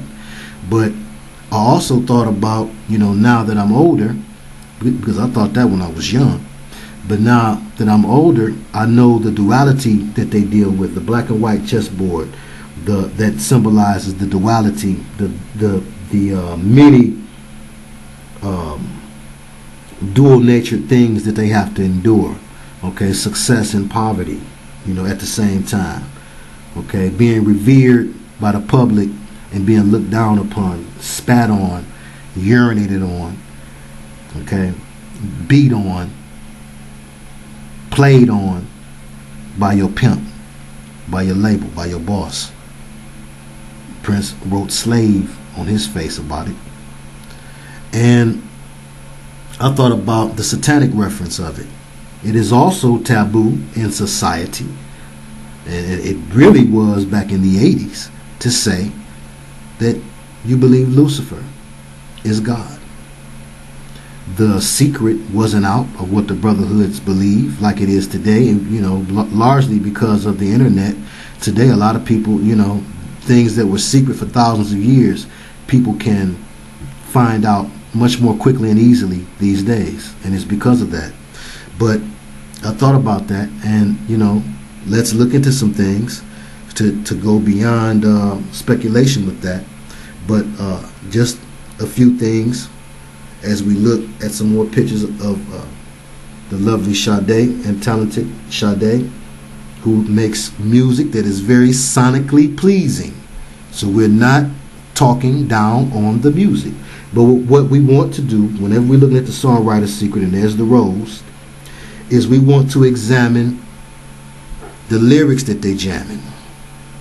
Something we don't do, because when the groove come on, especially her grooves, masterfully created to take you away. You get carried away when your jam come on. Okay? And you even tune out the lyrics while you sing them. Now that is some heavy duty hypnosis. And I'm not talking about hers alone. This is a practice that we do when we hear a song. You'll say the lyrics, not even think about what you're saying. Follow the lyric could come on right now, and I'll bust every lyric in that song right along with him. I'm talking about the intricacies and everything, and the parts that other people don't know what they say, because and I didn't read inside the liner notes. I don't believe that the lyrics was in that, but simply because I'd heard it so many times and the beat had carried me away so many times that the lyrics were burned, implanted, seared in my mind. And sometimes you're unaware of it until the song come on and you find yourself singing along with it. It is the most common form of mind control that there is music. And when people who do it just because they love it and they have a talent, they're artistic people who just want to express themselves, and then they get into the business and they see that the people who run that have a whole nother agenda and intent behind why they want you to do what you've been doing because you like it. It can sadden you. And I could imagine that that would be very depressing, especially after you have thought, think again about the duality of joy and pain. You've had the joy of being able to tell your family, I made it, success. And then you have the pain of finding out or knowing that, wait a minute, this ain't like I thought it was. This is where you get your one-hit wonders from.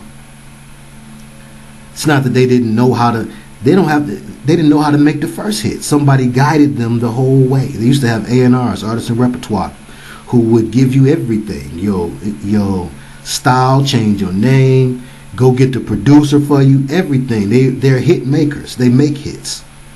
So when somebody's a one-hit wonder, most of the time it's because they saw something they did not like and they stepped back. The spirit wasn't taken to them well, okay? Because oftentimes we hear the singers lament for the spirit to come into them. Baby, come to me. They want it to come. Come into my life. Joyce Sims. They're singing for the spirit to come into them. And unfortunately, also for the women. Women are done worse in brotherhoods than men are. Depending on how you look at things, it's terrible either way. But, you look at the elephant line. Okay? And even in that, where they stand boy, girl, boy, girl, boy, girl, in the frats and the sororities, and the male sodomizes the woman in front of him, she sticks her thumb in the dude in front of her from behind. Now, although any self-respecting man would find that to be not only degrading but unacceptable, and I don't know how any man could stand there for any amount of prestige and allow for himself to be done that way and still call himself a man. But people do it. Look it up. But the things that they do to women, I had a buddy tell me about how the whole fraternity climaxes on a pizza, and then the girls in the sorority, the rest. What you do with a pizza. And they had to do that with a pizza with the extra special sauce and topping on it. Have mercy. Some of y'all don't like anchovies. Imagine that. But again, this is what people do when they have big dreams and low self-esteem, and they're not willing. And pride. What's stronger than pride? Pride. Because they want somebody to be proud of them. They want to be proud of themselves, or they're too proud to say, well, you know what, I could not do that. Too proud to say, well, you know what, that ain't for me. I'll take a pay cut. Okay, I don't want to live large. Have mercy. But one of the things that they do with the women, and I've explored this in depth in another video, so we won't go all through that. But yes, there is pimping and whoring among your favorite stars, your favorite artists. The men are pimped themselves, but many of them are taught to pimp the female artists, and God forbid they take their woman in with them and she's attractive and talented. Okay? And they're taught how to find groupies who have exceptional beauty and talent and bring them in.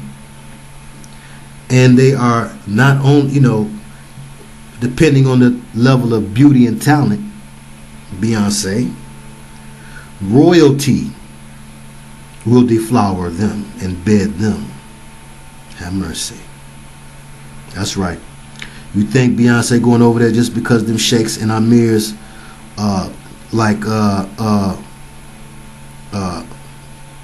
if you like it, then you should have put a ring on it. Can you see them sheikhs over there? I'm a survivor. No. It's because they know that she's a big deal, and it's prestigious to have something that is highly regarded in America, and then to play that something like a garden variety member of your harem. That's what that's about. And we're going to look at more things. So, what is the sweetest taboo? We've talked about that. And the quote from Soldier of Love. She says, as she laments all the time, and this is her new album, Sade, Baby Father, but she laments all the time. Some people say her music is sad. And again, you see her blackened. She's made black. You see the rose over her left eye. You see the flower, again, to symbolize this illegal or legalized but still immoral and deplorable Luciferian prostitution and misuse of women and of the community's artists in general. You see the flowers all over. Again, the pink. This is symbolism relating to the womb and the misuse of female artists. Let's look at some more. In the song Soldier of Love, she says, I've lost the use of my heart. but I'm still alive. Now, you supposed to believe that that's she talking about a man. She say, still looking for the light, the endless pool on the other side. The other side. Still looking for the light, the endless pool on the other side. An endless pool, you're constantly swimming, but you never get there. Just like Stevie, you sent me riding on your rocket, gave me a star about a half mile from heaven. You dropped me back down to this cold, cold world. Another lamenting song. All of her songs are lamenting songs. She sings the blues like Lady sings the blues. Again, a lady like Lady Marmalade or Madam, a lady of the night. These are all coded terms or ways to sterilize the term hooker. And again, the rose. Now, the imagery, and that's some sort of, it's not a bird, that's some sort of dragon or fallen being flying in the sky as she's in an apocalyptic scene, reminiscent of the video, which is quite full of those apocalyptic scenes. She, unfortunately, even, I believes that she's coming to an end, and she knows the game. She knows the game quite well. My understanding really is that she's really a lot more streetwise than people would think, and that she had some experiences growing up with ballers and gangsters because of her beauty, like a lot of flying girls do. You know, where the baller and the gangster, you know, will offer you the diamond life. He'll offer you the world. And sometimes, because they're girls, they'll give it a try. They'll give it a shot. Okay? And then you add to that economic disparity or poverty. And that despair will take some of them there. And, you know, that was something I was told, or I mean, this was before I really knew anything about the connections between the Illuminati and the music business the way that I do today. I remember thinking that it was two totally different entities. One had nothing to do with the other. Because I had pride in my music and pride gave me a blind side, I said, well, this is music. This had nothing to do with that. Every form of music that is sold by the devilish industry.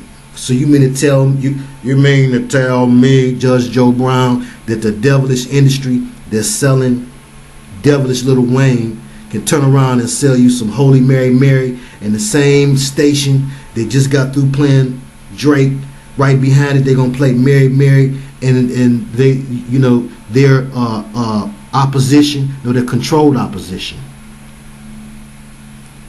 Life don't work that way. Okay? We gonna get it on because we don't get along. We not finna, I know y'all don't even believe in the Lord, but no. Now, yes, you go and minister to those individuals, okay? But the same people that's backing the devil can't back the Lord. It don't work that way.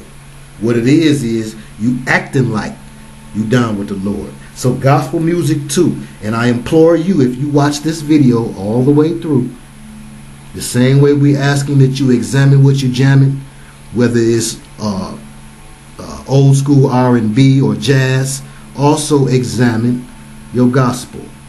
Because I'm going to tell you, you'll see the same signs and symbols over and over and over and over again.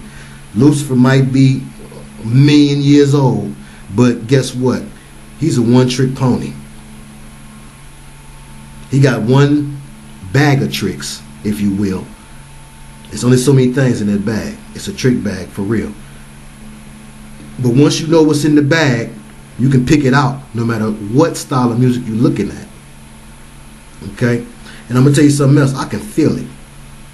You know, and I ain't special. God's no respecter of persons. Okay? If I can feel it, you can too. I can feel it. You know, when the music, I don't care what they saying. Okay? Because some of them, what they saying is playing. You can tell that, you know, they playing with what they saying to really try to make it sound hard for you to find any fault with it. Okay? But you'll feel it. You'll feel it in the music. And then, you know, maybe that's because I made music, came from musicians, but I could feel it in the music. And then I said, well, you know what? I must have missed something in the lyrics because I couldn't tell what the songwriter's secret or what the behavior modification philosophy was for a particular song. But again, and also we have a bondage symbolism. Who stands that way and for what? Well, you know, maybe I'm a perv. I'm not. But I have been in my life. And I can imagine handcuffs there. It's not only is it a submissive position, and it's sexual while at the same time horrific. Okay, it's got that gothy feel to it, but also you know, the submissiveness of it. Again, it brings me back to the name that they gave her. You know, and he said, well, that was the name of her band. They have backstories, they have cover stories. They don't tell us that they called Roger and Zap Zap because it related to Lucifer falling from heaven like lightning and the lightning bolt giving you a zap. Okay, that spark to keep the fire that you find on the album cover for Kenny Loggins. Kenny Loggins looked like he should have been rolling with Obi-Wan Kenobi. He looked like an old druid for real in his debut, well, in his album cover where you find This Is It. That's another one. If you're nice, listen to This Is It by Kenny Loggins, featuring Michael McDonald, who plays the role of the man whose finger Kenny is wrapped around. No doubt Michael McDonald, having been a vet, was the one who told Kenny Loggins the thing that made him so upset, to where he had to realize this is it. I ain't going no further until I make this leap across. But when she says she's still looking for the light, come on, y'all. She's not talking about a man. At the endless pool on the other side, it's a wild, wild west. I mean, we gunning for each other out here.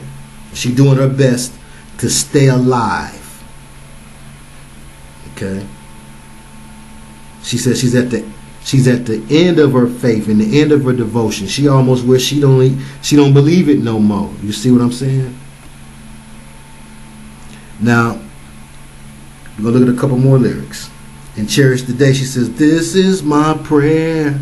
This is my prayer. If you were mine, I wouldn't want to go to heaven. So she's aware that if she has this spirit, if it becomes hers, if it does come to her, like so many artists sing for it too, that she wouldn't go to heaven. And she makes that reference. But some game goofy goober actually thought that this fine woman was talking about him. Have mercy. Somewhere. I know I would look at the ladies that were singing like that and I'd be imagining some woman to say this to me. Game goofy as I could be. Alright. And the No Ordinary Love video, which we're going to look at, she plays a mermaid in that. But the kiss of life. There must have been an angel by my side right off the rip. Okay? The panther and the Rain Man imagery. Again, oftentimes it's rain, which is supposed to represent teardrops or despair, sorrow, a rainy day. Sunny days, everybody loves them, but tell me, baby, can you stand the rain? You can't stop the rain. Lots of references to the rain. Okay? Let's keep looking. Oh, but the kiss of life. Who gave us the kiss of life?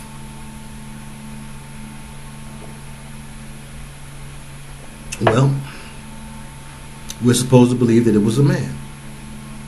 So this is the songwriter's secret. Every time you think it's about a man or a woman, and when I say every time, let me clarify. She's a bad mama jamma. I have to listen to it again, but from my recollection, it's about a woman. Okay, there are songs that if it's objectifying a woman, she's poured into the clothes she wear, talking about her measurements and whatnot. If it's objectification of a woman, or if it's outward sexuality, like in Two Live Crew, Brother Marquis, Fresh Kid Ice, and Luther Campbell, and DJ Mr. Mix, who was a good DJ. But if it's about sexuality, obviously, then that qualifies. That's enough. Then that'll qualify for behavior modification, because again, we're talking about mind control, behavior modification, and dedication. Dedication to Lucifer, and Lucifer will take it any way he can get it. He'll take it if you're crying and whining about how he putting a whooping on you, hurting your feelings. He love it. He eats that. Okay? If you're paranoid, somebody's watching me, he eats all those negative emotions. And, lust, that's dessert for him. So no, you don't. So songs like that don't hit me with none of them. Okay? Songs like that, it's obvious that they're talking about a woman, but they're using the behavior modification program by helping men accept, and women accept, the objectification of the female gender. Looking at them not as people, okay, not as servants of the Most High, not as productive members of the community with something valuable to contribute, but as sex toys, pieces of meat, the same way that they looked at by the elite, as we learned by listening to the story of the Marquis de Sade. Let's continue. But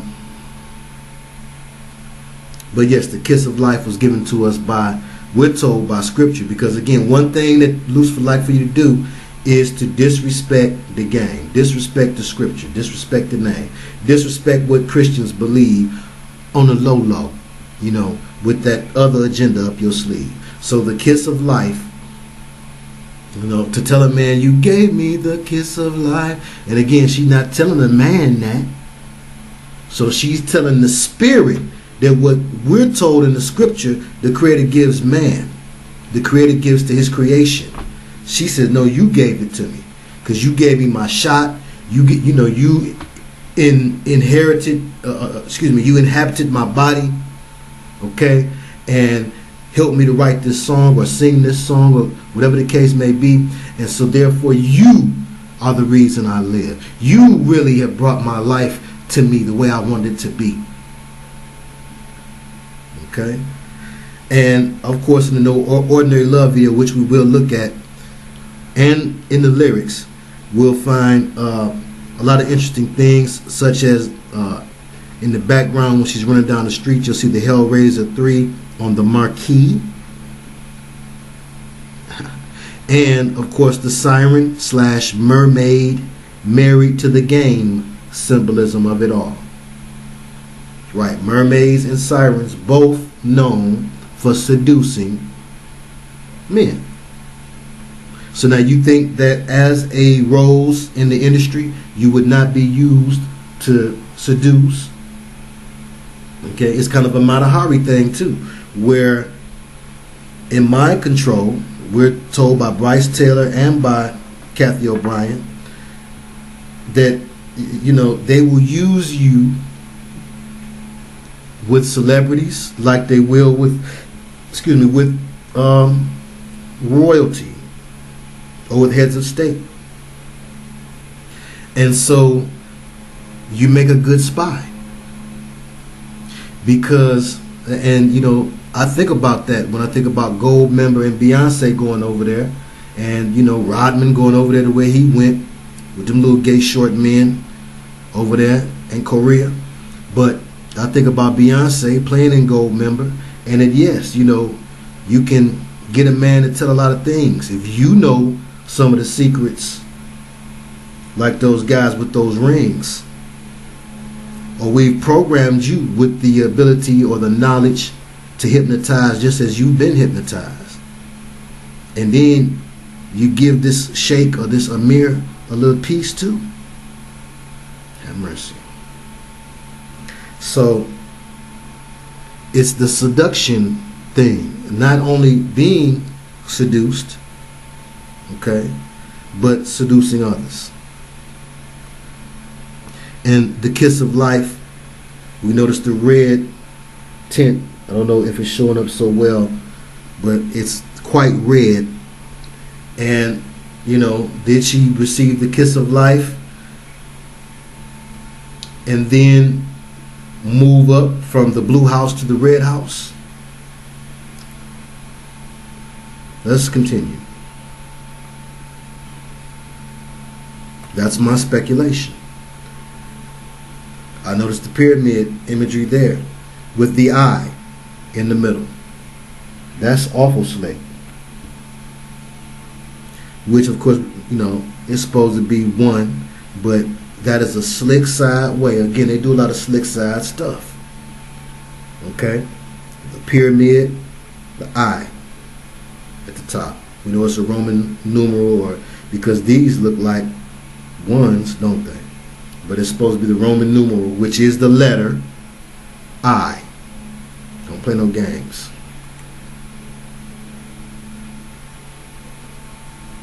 And we know that young artists are given a promise. They're given the promise of success. Okay? People break promises in that business all of the time. Okay? And again, we see these titles as game goofy goobers before we are able to hear and understand the songwriter's secret and look at the covers and really understand what's happening to our sisters and our brothers, so we can pray for them. Okay, so we don't just blindly listen to what they may have been coerced into presenting to us in a hypnotic form.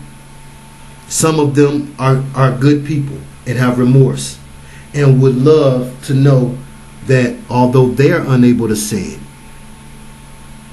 that there are some of us out here who will. Okay? And I just believe that she's a real person, and you know, we're gonna leave that there. But you know, they need our prayer. You know, when you're locked into a certain type of bondage, you can't even pray for yourself. You may want to.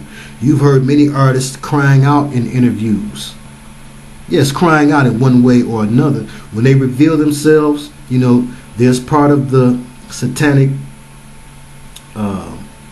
dynamic that is, well, to make the game fair, Lucifer got to tell you he's there. But also there's this part. The human soul will cry out for help. You know, I'm going through a thing here. You know, and sometimes that'll manifest in a way that'll look to us like, they just slipped and said something, they just slipped and showed a sign. That's in the human soul by design. So yes, she was promised something as a beautiful young lady trying to get her career off the ground. She was promised something with her fine self. Have mercy. And the promise was broken. Let's continue.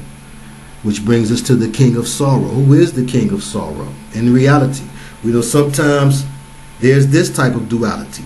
The artist sings as the spirit and they sing as the artist. Excellent example of that, and I say it again, is Sting, Wrapped Around Your Finger. Excellent example. In the last verse, not only does he bring to light that, well, now I have the power to do to others what has been done to me. We're talking about that moving from one to the next degree. But also, in the last verse, he is showing and proving, I am now singing from the perspective of the spirit. It's in me now. First, I'm just trying to get some game. You know, I've only come here seeking knowledge that they would not teach me up in college. I'm just trying to get some game on how to get ahead in this business. You know, what do I need to believe? What is it that y'all believe that y'all be doing? Okay? But the King of Sorrow, I do believe that that's self-explanatory. Now, one thing you'll be able to do too, once you really get a eye for the songwriter secret thing and its workings, its ways, because it is magic rituals and spells, but the workings of it, and you have the covering over of the one eye again, but it's just a day that brings it all about. Interesting. But you know who the king of sorrow is, okay? And the sadness of it all, the madness of it all, you'll be able to see through a lot of things simply by looking at album titles and the song listing. You won't have to listen to every song. And you're going to keep listening to music. Don't play no games with me. Don't try to tell me like you're not finna listen to no more music. I was born at night, not last night. Yes, you're going to hear some more music. But this time, listen to it. Listen to it or pay attention, whichever way you feel more comfortable with that being worded. But do be silent and pay attention. Don't let yourself get carried away, get to singing with the song. You know, I was told you can't think and talk at the same time. Have mercy. You're supposed to think, then say what you're going to say. So you just busy singing the lyrics and just saying the lyrics, and you just popping your fingers and rolling your happy hips, and you ain't thought about nothing that was said. And more importantly, you ain't thought about nothing that was sad. You know, some of them say some very sad things. They're trying to reach out. They're trying to speak out to you, the listener, the fanatic of music. Teddy Pendergrass loved TKO. After you listen to Kenny Loggins, this is it. Listen to Teddy Pendergrass, Love TKO. It's the same type of song. They're lamenting about, well, I got to leave him behind. Leave who behind? Leave the Lord behind. And go ahead into this thing. I'm tired of losing. I'm a two-time loser. And for people with a conscience, that'll bring them much sorrow. Let's continue. And stronger than pride. No matter how proud you are as a beautiful woman or as an artist, if you're in a business where they're making you do things that would make you ashamed, if don't nothing else kick in, by default, the negative emotion of pride, which really we should talk about esteem or self-worth, but people call it pride. It'll break that when you get to thinking about how that's the only way you can make that, get that bread. So it's stronger than pride, the draw. Of course, there's a love is stronger than pride. Yes, love, and we've looked at that a number of times. We understand what they mean. They mean the material love, and they mean the inverse of the English word for the highest emotion and the most important one according to the Son. Okay? In Hebrew it's ahava. But in this backward language, we say evil for love. We spell evil. Evil, if you spell it the way that it sounds, is the beginning of evolution. Englishmen even say it that way, do they not? Evolution. But the definitionary, which teaches you diction, the dictionary, makes you say evolution. Okay? Which really goes against the laws of phonetics, the way that you learn, the way you learn them. That's one reason why they say this language is so hard to learn for people who come from foreign lands. But evil, E-V-O-L, unless you're Vincent Price, you don't say evil with an I. Have mercy. But yes, love, evil, is stronger than pride. Material love is stronger than pride. You'll let people do some sadistic Marquis de Sade level things to you. Okay? Just to bring more things to you. And that is a deep thing. And again, what would you do if that was the skin you were in? So we pray. We pray for these individuals to be able to be unbound. And in the authority of the name of Jesus, I pray for Sade, for Sister Helen, for the Sade Adu, to be unbound by Lucifer. And Heavenly Father, in the name of Jesus and in the authority of the name of Jesus, I pray that she is forgiven by and bound to you. And in the authority of the name of Jesus, we ask and we believe, and it shall be given unto. And it is so, and it is done. Okay, let's move forward. Okay. Just a beautiful picture of her, but again, always the look of sadness, depression. There was a lot of rumor about Sade back in the day, and you know, her supposed issues, and people had alleged that because of depressing things that she had gone through in her personal life, okay, we've heard and read the press reports about failure in marriage before. So devastating and depressing something like that can be to a woman that she may choose not to marry again, simply because of that. Some women turn away from men simply because of that. But with all of the beauty and talent and success and fame that she had, she could not escape rumors that said that those failures made her feel so bad that she turned to the white horse. There was a song, "If you want to ride the white horse." And in the hood, white horse is, it says it back then in them days, that's an old song. But that is a slang term for heroin. And people had said that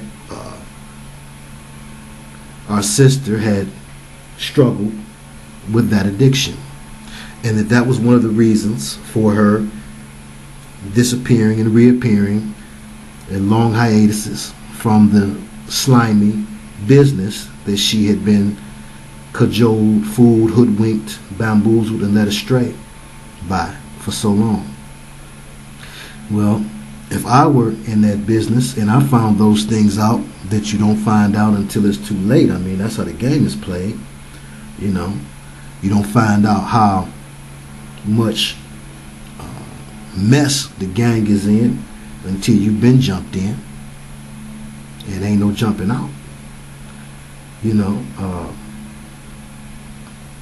I don't know what would be my reaction. Okay? I know I would never find myself in that position nowadays because it's no desire of mine. But when I was young and it was a desire of mine, I've told many people, said, had I gone into that business right now, I would have self-destructed. I know I would have self-destructed. I believed I was indestructible, like a lot of young people do. And, although and it was enough, I just smoked weed and drank, and mostly beer. I didn't exclusively drink beer, but that was my drink of choice. You get around certain parties and certain party people, and you see other people functioning while using more, what people say are more hard drugs. You begin to see people that function off of that, functional. I mean, really getting down, taking care of business. And I'm gonna tell you, even E40 has said it in one of his lines, that he know some big ballers who do lines, and they off that sugar booger and they take care of their business. The paraphrasing. But imagine you're on that level and you see kings and heads of state, as well as other entertainers that you think are great, being able to do it and not only function, but seeming to perform better. I was watching. I looked at Ric Flair, who was one of the predecessors to gloating and balling like rappers say they do today. You know, it really tickled me to see how braggadocious and over the top he was, where, you know, it's like, that's what a lot of MCs and entertainers do. That's what they all do in general now. But he was over the top. But, you know, I couldn't stop thinking to myself, well, you know, cocaine was in then like Molly is now. You don't understand that, young people. You know, some of you might. But when I say that, I mean the acceptance level. There's not a lot of young folks walking around talking about that Molly will have you strung out here.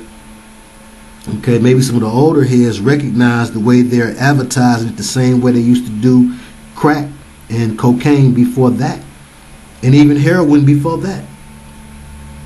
So if you grew up in a certain era, you know, you'll see the same game repeated again and again. The names change, but the game's the same.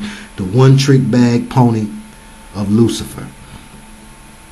And, you know, again, you see the submissive poses. You see the sexual but yet depressed. You know, the joy and the pain. Okay? You see the blueness of it all. The inherent darkness of it all. You know, she appears to be naked, but in a submissive pose. And you know, oh, it's a sexy pose. Okay. But love deluxe. And we know lux has to do with luxury. So it's really love of lux. Deluxe. D as in de la soul. I mean, tell you I gotta say that. De means of or from. So again, it's love of or from luxury.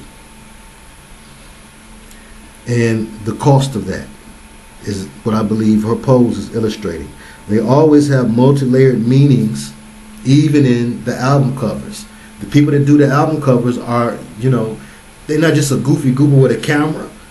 They experts in how to embody some philosophy of the brotherhood in picture.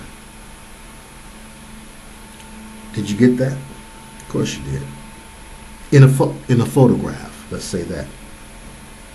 And then, you know, your album title and all of that has to be approved, because again, it's all got to fall in line with this theme. We don't care what you want to sing and what you want it to mean. We got a theme. This is why we employ you. We don't employ you simply because you're talented. We employ you because we believe that you're talented enough and beautiful enough to draw in the people and teach them the theme, the philosophy that we want the people to have.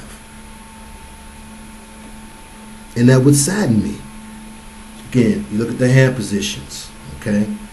Look at the S. There's always a symbolism between the S and the snake. Why? Because the original S was a picture of a snake. Okay? And that was the No Ordinary Love cover. But that's a coded way of having a snake in the background. Do you understand? Yes, you do. Don't lie to me. And of course, you see the hand positioning there, the mudras, the gang sign, always showing and proving. And that's a larger, well, that's the actual album cover, Soldier of Love, Sade. Okay? What kind of soldier? You know? You see things in the background that give you the feel of some sort of gothic or wizards and warlocks type of world. Okay? Not our world. It looks to be a war, a spiritual war. Some sort of, there's lots of spiritual symbolism in the video. But again, you see this submissive pose again. These are poses and positions that one is put in when they're imprisoned. Especially back in archaic times, in those different forms of imprisonment, which you know that today the elite, don't you think that them kings and queens and Prince Charles and them, and Prince Charles will figure in this story very soon, but don't you think that they don't have the old torture gadgets laying around in dungeons and joy rooms and toy rooms? Have mercy. Let's move forward. And of course, you do it all for the Diamond Life, which was her first studio release, her first album. Her first album recorded, Diamond Life, in 1984. Though she had been signed to Epic since the early 80s, since before that. And she got her a Grammy for this album, Best New Artist Grammy, in 1986. Interesting, 2 years later, she got a Grammy. Well, things used to happen like that too. That was the way that the business ran back then. There was usually a longer period of time that albums stayed out, or a longer time between dropping albums than you find today. You know, an artist could drop an album every couple of years or every few years, and that was not strange at all, because the whole landscape of music was different then. You had more time, you know, the fan enjoyed having more time to, you know, keep certain songs in rotation and to listen to and have affinity for a certain artist before another one came out. Okay? But you can imagine too that the turnover rate is a lot faster. A lot of people get into it, you know, and because they're pushing the envelope more today, you can imagine you'd see things faster that you may not agree with, and you'd get out. So, okay, we need another one. So you seeing a more of a quick rotation of artists than you did back in that time. And with that quicker rotation, means songs are hits for a shorter duration of time. You know, you think about all the different songs that you bought or downloaded that you don't even listen to no more, because the time has come and gone for that song. It's another hit song, and it wasn't that way. If a song is a song, it was a hit, and they were timeless hits. That's why some people listen to like 92.3 here in Detroit, the Mix 92.3, where they'll play the old school songs, and then they might throw in a couple of new school songs every now and then. So that's why they call it the Mix. They mix them in, but it's primarily, you know, people past a certain age. That's the only radio station they can stomach, because they'll play some of the timeless hits. Well, why were the timeless hits timeless hits? Well, like Sade, who has timeless hits, they would make music that was more sonically pleasing, more artistically sound, okay, and more meaningful. Okay, can I say that now for all the old heads who've been having a strong headache the whole time this has been on?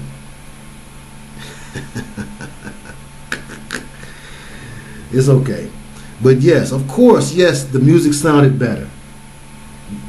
That's the elephant in the room. Yeah, the music sounded better. Sounded way better.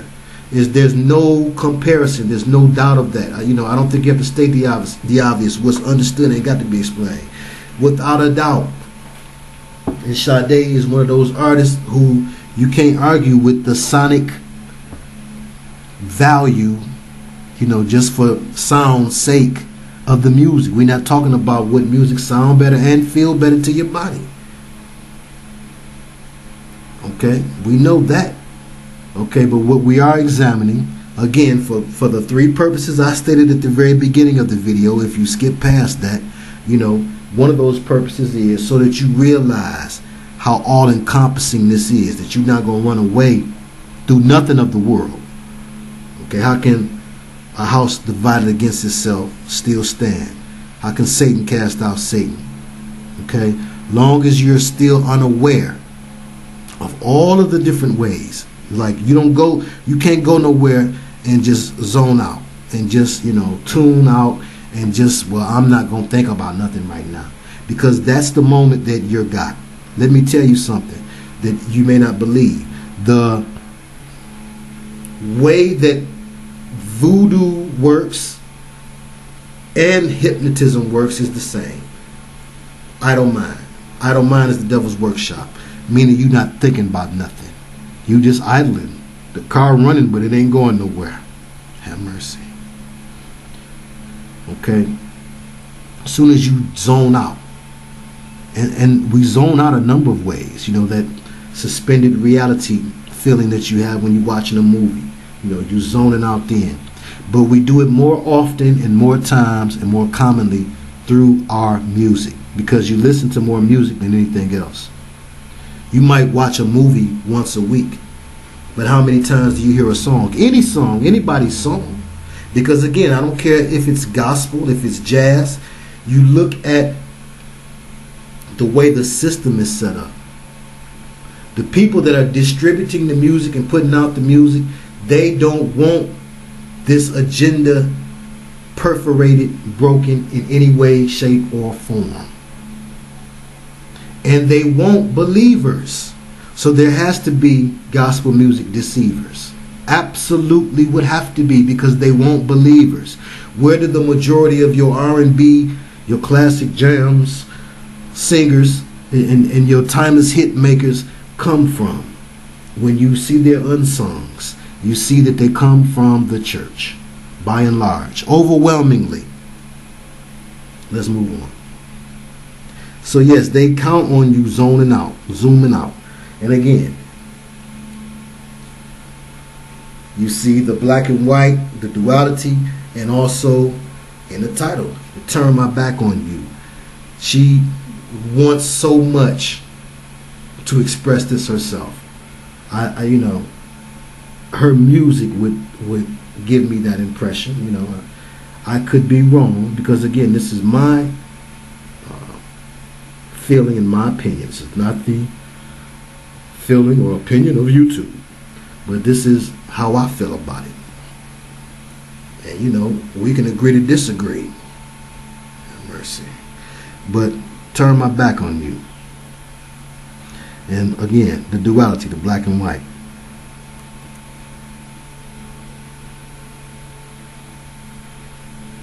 I thought this was interesting also, because you have the flowers again, sexy, tight outfit, and then you have what looks to be old English style people warring, going to war with the spears in hands.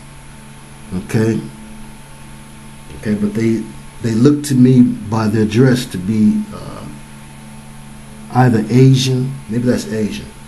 Okay, but again, the war, the soldier theme, okay, the duality also having to do with your warring, the war on the inside and the war above. As above, so below.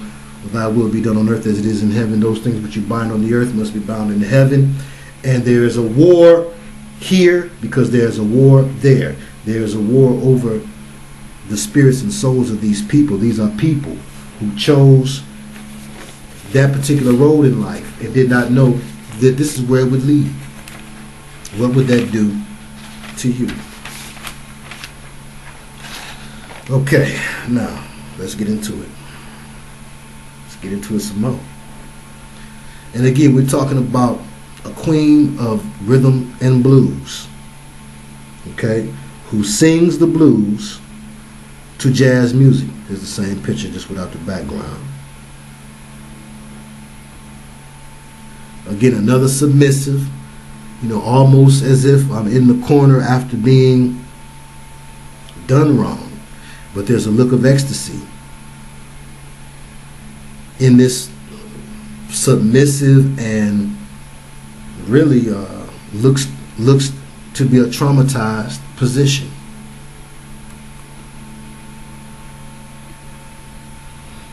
Again, the rose symbolism.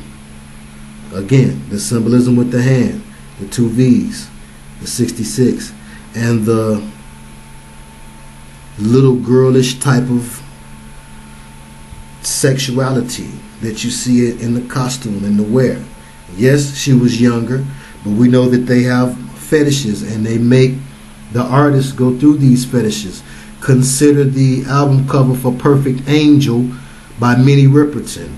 They sexualize these artists, they degrade them, they traumatize them, and they make them do all sorts of Marquis de Sade type of things, because these are royal figures, the music business kings. Sade Lovers Live, again we have Live, which is the mirror image of evil, and we also have the giant mind control ball that became to be known as a disco ball, which reflects the light, which she says she's still looking for. And again, we know the constant analogy of Lucifer and his angels and light, and their ability to deceive by coming in that form.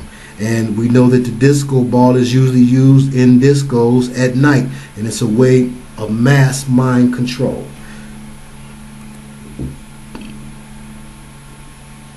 Again, the submissive, the forming of the compass and square with our arms, but the submissive way that our arms are like bound. And I thought it was interesting, the lady sings, but I thought about Lady Sings the Blues, and I thought about Billie Holiday, and I thought about Diana Ross. Okay, Diana Ross did a movie where she played somebody who was suffering from multiple personality disorder, or DID, nowadays called dissociative identity disorder. Used to be called schizophrenia. It is the schizophrenia spirit. And the pain, that really can be gathered by the seriousness in her face. What pain she may have been going through, to where she might have done some different things that people do to not feel no pain. Just as the rumors had said, but the rumors had really went far. They went as far as to say that part of the time that she was gone for the longest period of time, which I think was 8 years, she was supposed to have been in a prison. Okay, perhaps she would not listen. Okay, if there's any truth to that, but of course we know mainstream media said that no, it wasn't true. So, some of us know some things about mainstream media, and it's real objective. But it came out, and we'll look at those things too. It came out that that's where she was and what had happened to her, which is again one of the reasons why I'm showing so much mercy, which we should always do anyway. I have to apologize. I tell y'all I'm working on being more merciful and gracious, as I desire and need more mercy and grace. Okay, so there will be a time. It's a time. It's a time to cut off heads. But that to me is when somebody is intentionally disrespecting the faith, not when someone's been deceived. So I had to look at some things. Okay. Again, the one eye symbolism, the duality, the only half of you, Sade by your side. Okay, one half is cut off. And by your side, again, we know that's always reference to the spirit being by their side, their desire to have the spirit there with them. Okay, this is one reason too why sometimes the ways that albums were titled seem weird to me. What are you saying? Sade is by my side, or Sade want to be by my side, or what were you supposed to get from that? But when you know that this whole show is about spirits and how the spirits run our artists, okay, all artists, especially in this time, who were innocents, who went into a business not knowing what they was getting into. Now today, is that something we can really say? Because today there's so much more information out about the inner workings of the business and conspiracy theories in general, quote unquote conspiracy theories, and the secret, that if you don't peep it, it might be because you do see the secret, but you're willing to keep it. So there's a different dynamic today. So we do need to handle everything relative to the case, to the moment in time, to the individual, and I think that's just being fair. But what do I know? Again, there's that same, the submissive pose that we saw earlier. All right. Now, all right, now we're going to get into it now, and we should be through it, this whole thing, by the top of the hour. Excuse me. So we looked at what is the sweetest taboo. We even looked a little bit at rhythm and blues. Let's look a little bit more at rhythm and blues. Rhythm, the rhythm part is the hypnotic part. We're here. Rhythm and blues. Rhythm. The rhythm part is the hypnotic part, the drum. The voodoo repetition. The way that they feverishly work themselves up into a trance by way of the rhythm. The tick tock that the hypnotist relies on when he uses a watch, or when you've seen them in old movies and hypnotists would use a watch to hypnotize you. It's a syncopated sound. It's the same thing that they do nowadays with house music, trance music, and techno music. Okay? Trick, same word origin. But the rhythm is hypnotic and all about repetition. If I repeat something enough times, you will believe it. That is Mind Control 101, a thing that they believe and a thing that they know about making music, and why modern music is so driven by the drum today. And of course the blues. The blues, we talked about it, is sadness. The low vibrational frequency. The rhythm is the red, usually keeping the beat. The beat is funky, it's up tempo, it's turned up. The blues, where you'll find the melody, okay, where you'll find the melody. All right, the blues, sadness. I got the blues. A low vibrational frequency. Mellow. We need to look at some words. You see mellow there. Almost center screen. Now it's center screen. You see mellow. Latin, malo, which is where you get malevolent from. It means evil. Yes, it does. Malo. And you turn the M upside down in mellow, and you get wallow. Change the E to the other form of E, or the original form of E, which is A, and you get wallow. So the mellow tune make you wallow in the blues. That's why all of those terms are inseparable. All right? And it's key. You got the repetition of the drum to put you in a hypnotic state, and then you're emotionally turned down. You're vibrationally turned down. Your vibration is turned down way low. So another thing can come and vibrate within you. Depression, the wallowing in your sorrows. Enchanting like a siren, which we will see Sade play and represent in the No Ordinary Love video. And then we have jazz. Remember Stetsasonic? Jazz almost mid. Where's it at? There it is. Jazz. Talking all that jazz. Talking all that jazz. Jazz means intellectual nothingness. BS. I.e. talking all that jazz. All born of the sadness of slaves' hymns. Mississippi Delta blues. Robert Johnson, who said he got his skills because he went to the crossroads, met the devil there, and the devil told him, I'll give you the ability to play blues like no other man has ever played it. You will be the master and the king of the guitar if you give me your soul. And this is the first recount of an artist saying, or recounting to people, because he told everybody there where he was from. And, you know, that legend spread far and wide beyond the Mississippi Delta, worldwide. Why there's a commemorative stamp with Robert Johnson's face on it.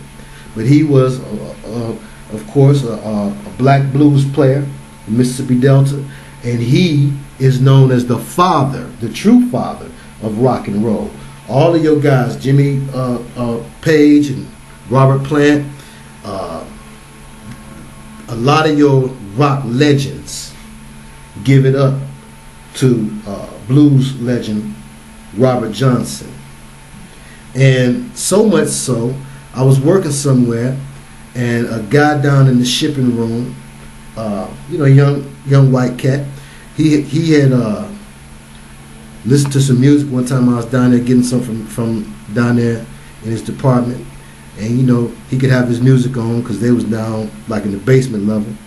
And I heard him listen to some interesting music. We struck up a conversation because music does that. The love of music will bring people together when other things are used to keep them apart.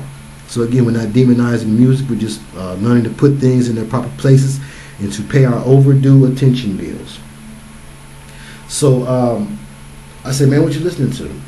And he told me, and I said, well, yeah, I know a little bit about rock and roll. I like the old rock and roll, like at the time, like some Led Zeppelin, or I knew they had some dope stuff.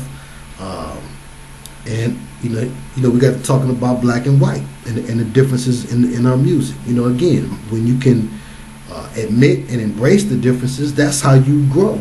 The growth ain't in ignoring and denying them. So we got to talk about things. And he was like, well, yeah, all of these guys, man, all of these rock legend guys, man, they all look up to this guy from the Mississippi Delta. And he told me about Robert Johnson. I hadn't heard of him before. And he had loaned me some Robert Johnson, or had turned me on to it so tough that I had went somewhere, and I was in Kmart or Walmart or somewhere, and seen it in the 99-cent bin. I don't remember which one of the two it was, because I know I bought a lot of things from that bin after being turned on about it. But anyhow, I went on and listened to it. It wasn't that great. It didn't do nothing for me. Yes, it was. It was because he was listening to Peanut Butter Wolf. And he was telling me about hellhounds on my trail and different things. I think Peanut Butter Wolf had sampled some of that. And that's how I end up getting to Robert Johnson. But didn't sound particularly good to me. But again, he's going down, and I'm no guitar player, but he's going down in history. And as I read the liner notes and stuff, I did get more of a sense of what it was that made him worthy in a lot of guitarist minds of that title. People who would know better than I would. But again, he said that it was because he sold his soul, and he said it famously. I believe there's a book, Hellhounds on My Trail, but that was a song of his as well. But in the song Love is Stronger Than Pride, says, I won't pretend that I intend to stop living. So she's going to keep doing what she had to do. I won't pretend that I'm good at forgiving. Okay? Some things have hurt her, and she don't want to go back to those things or look again at those things. But she says, but I can't hate you, although I have tried. And I'm thinking she's talking to the Prince of Darkness, the king of that other side. That's the love and the price of the diamond life. I can't hate you, although I have tried. She tried to hate this game, tried to hate this world. And it's hard to do so because, again, can you imagine the default thinking kicking in of, well, where would I be if I hadn't done this? Do you understand? And I'm not justifying it one bit. But, to really have the full picture of a thing, I said all the time, you got to have both ends of the 360. Sometimes, admittedly, I'm really good at looking at the bad. Okay? And being ready to throw everybody in the fire. Thank goodness I'm not the judge. Have mercy. But,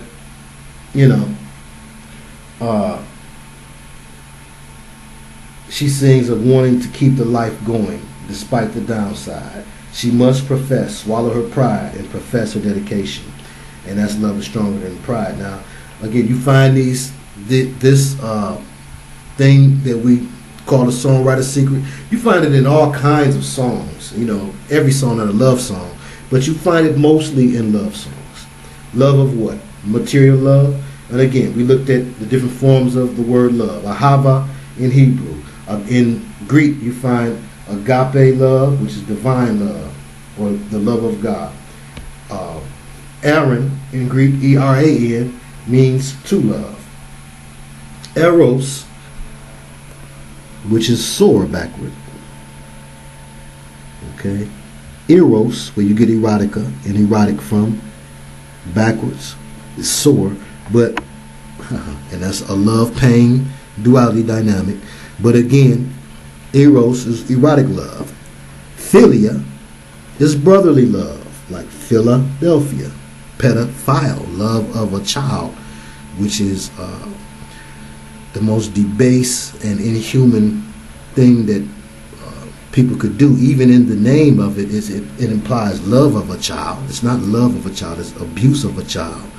And those people, for them, there is no mercy or grace, no pity. Kill them all. Storage, natural affection. Then, of course, we know Venus was the god of love. The Roman version of Venus also is a planet and the goddess of love, Roman version of a fallen angel. And as a planet, its atmosphere is the most poisonous. Interesting, they say men are from Mars and women are from Venus. And there is the, I've done it many times before, the love forward and backward dynamic. I even looked at Venus, which you don't really need an E there except to connect the V with the sun backwards. You see that? Venus is where you get intravenous or of the vein, and vein of vanity. Both veins come from the same Venus. Is that interesting? Could you see that? Both veins come from the same Venus. See that? The sun. And again, it's bright, so bright. And you know, the sun is a star, but it's so bright the way that it shines is called the bright morning star. And that's often confused with the sun. And it's a way to confuse both forms of ancient pagan worship of the mother goddess, because Venus was a female, was a goddess, and also worship of the sun. Worship of suns, stars, gods, fallen angels, circular UFOs, orbs, and the Death Star. Because as a star that's poisonous, it is a Death Star. All right. Love, the Old English, come from lufu, love, affection, friendliness. From German, Lieb, L-I-E-B, and L-I-E-B-E, pleases and desires. Now I looked up E-V-O-L, the ancient Greek for evil, U-B-E-L, Ubel. Interesting. I said, well, backward it looked like a word, and it was Libu, which meant land of the lion. The backwards of the ancient Greek for love, for evil. Okay, there's some more interesting things about words. Again, love, lufu, and again, I looked at evil, the ancient Greek, Ubel, and then I turned it backwards and looked at Libu, and that meant land of the lion. Okay, a Libyan term. Okay, all right. So before we go back here to Sade, just a few more songs. Okay, all going together. Okay, like I said earlier, certain songs like Bad Mama Jamma, Juicy Fruit, So Fine, and you know, Juicy Fruit, that's a little debatable. James M. Toomey, Juicy Fruit, which they sampled for Notorious Big Juicy, which I did not like. I didn't think it was particularly sweet. He had some real sweet stuff. That album, I liked it. I bumped it all the time. But far as some cold lyrics and a cold beat, it didn't do it for me. I realized why I did it for you. I realized it. They used the very popular old school beat that, just is infectious. But they probably prayed over it. Let me say something about James M. Toomey, who was the producer and the namesake of the group M. Toomey. James M. Toomey was with Donny Hathaway, working with and actually there where Donny Hathaway was killed. And it's his report where we get the story that Donny Hathaway had said, they trying to kill me, man. They trying to follow me. Think of all the artists that have said that. He said, man, these white folks, back then, he said, man, these white folks got a machine that they hook up to my head and they steal my ideas.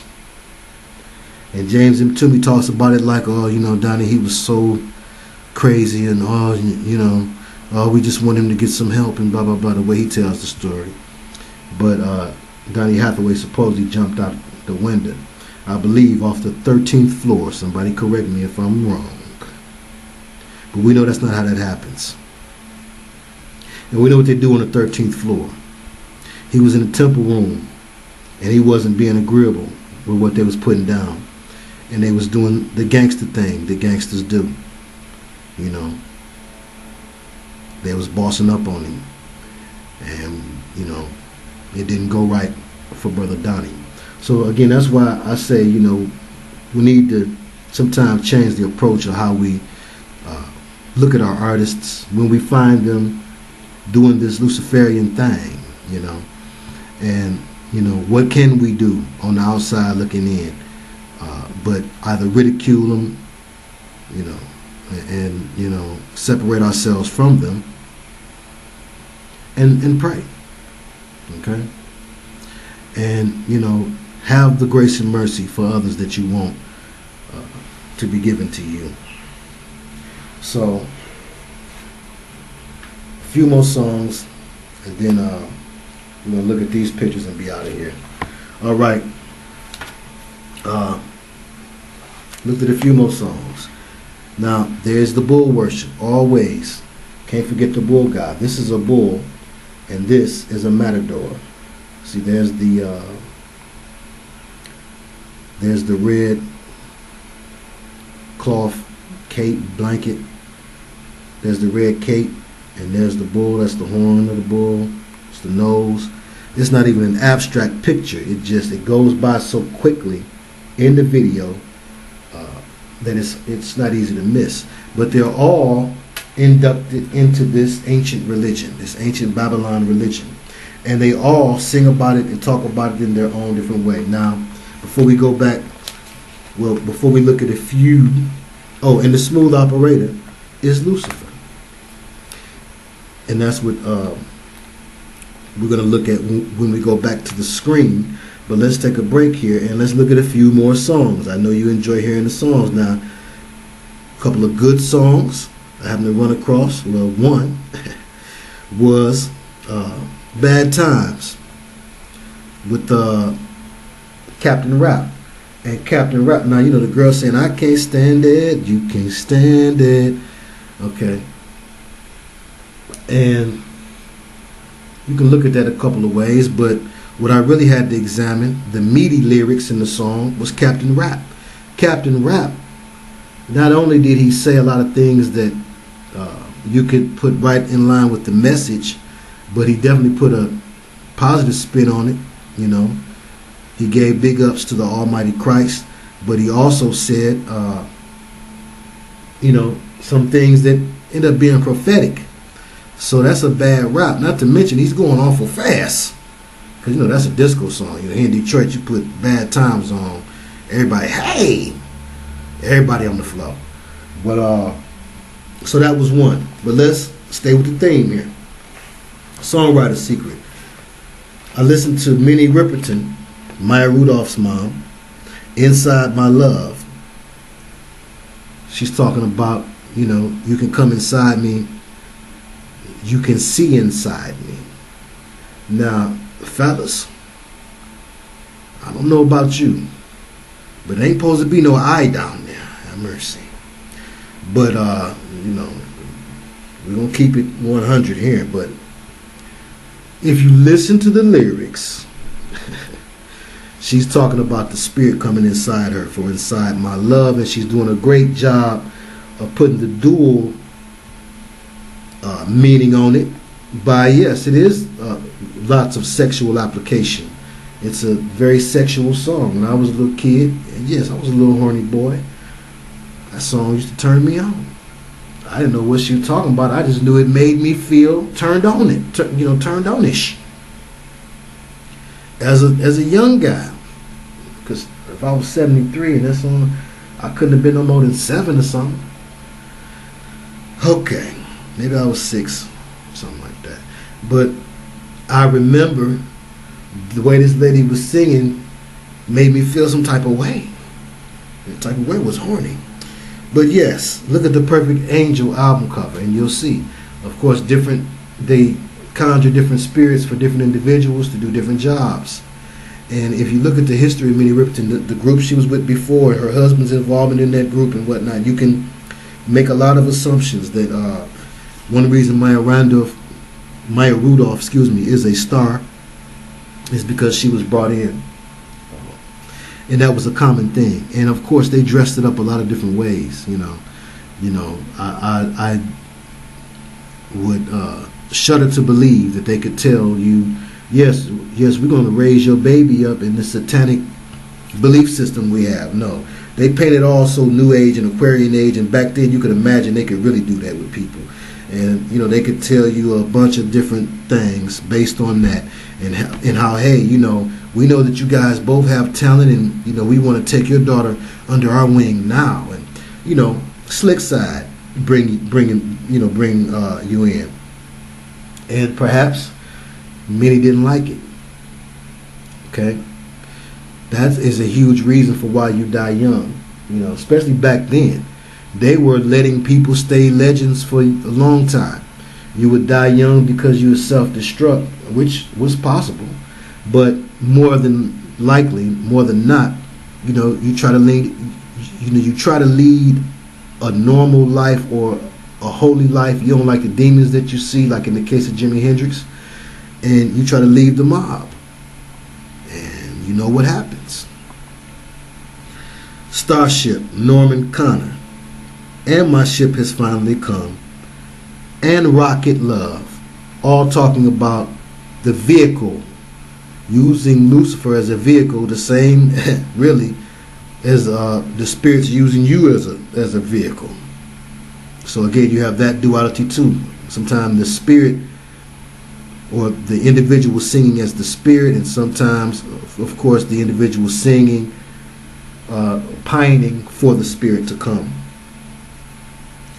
And we had Living for the Love of You. Living for the love of who? Lou. Drifting on a Memory. The evidence of mind control is always going to be found too in these different songs. As we're going to look at Love TKO, who says, you lose all thought and sense of time and have a change of mind.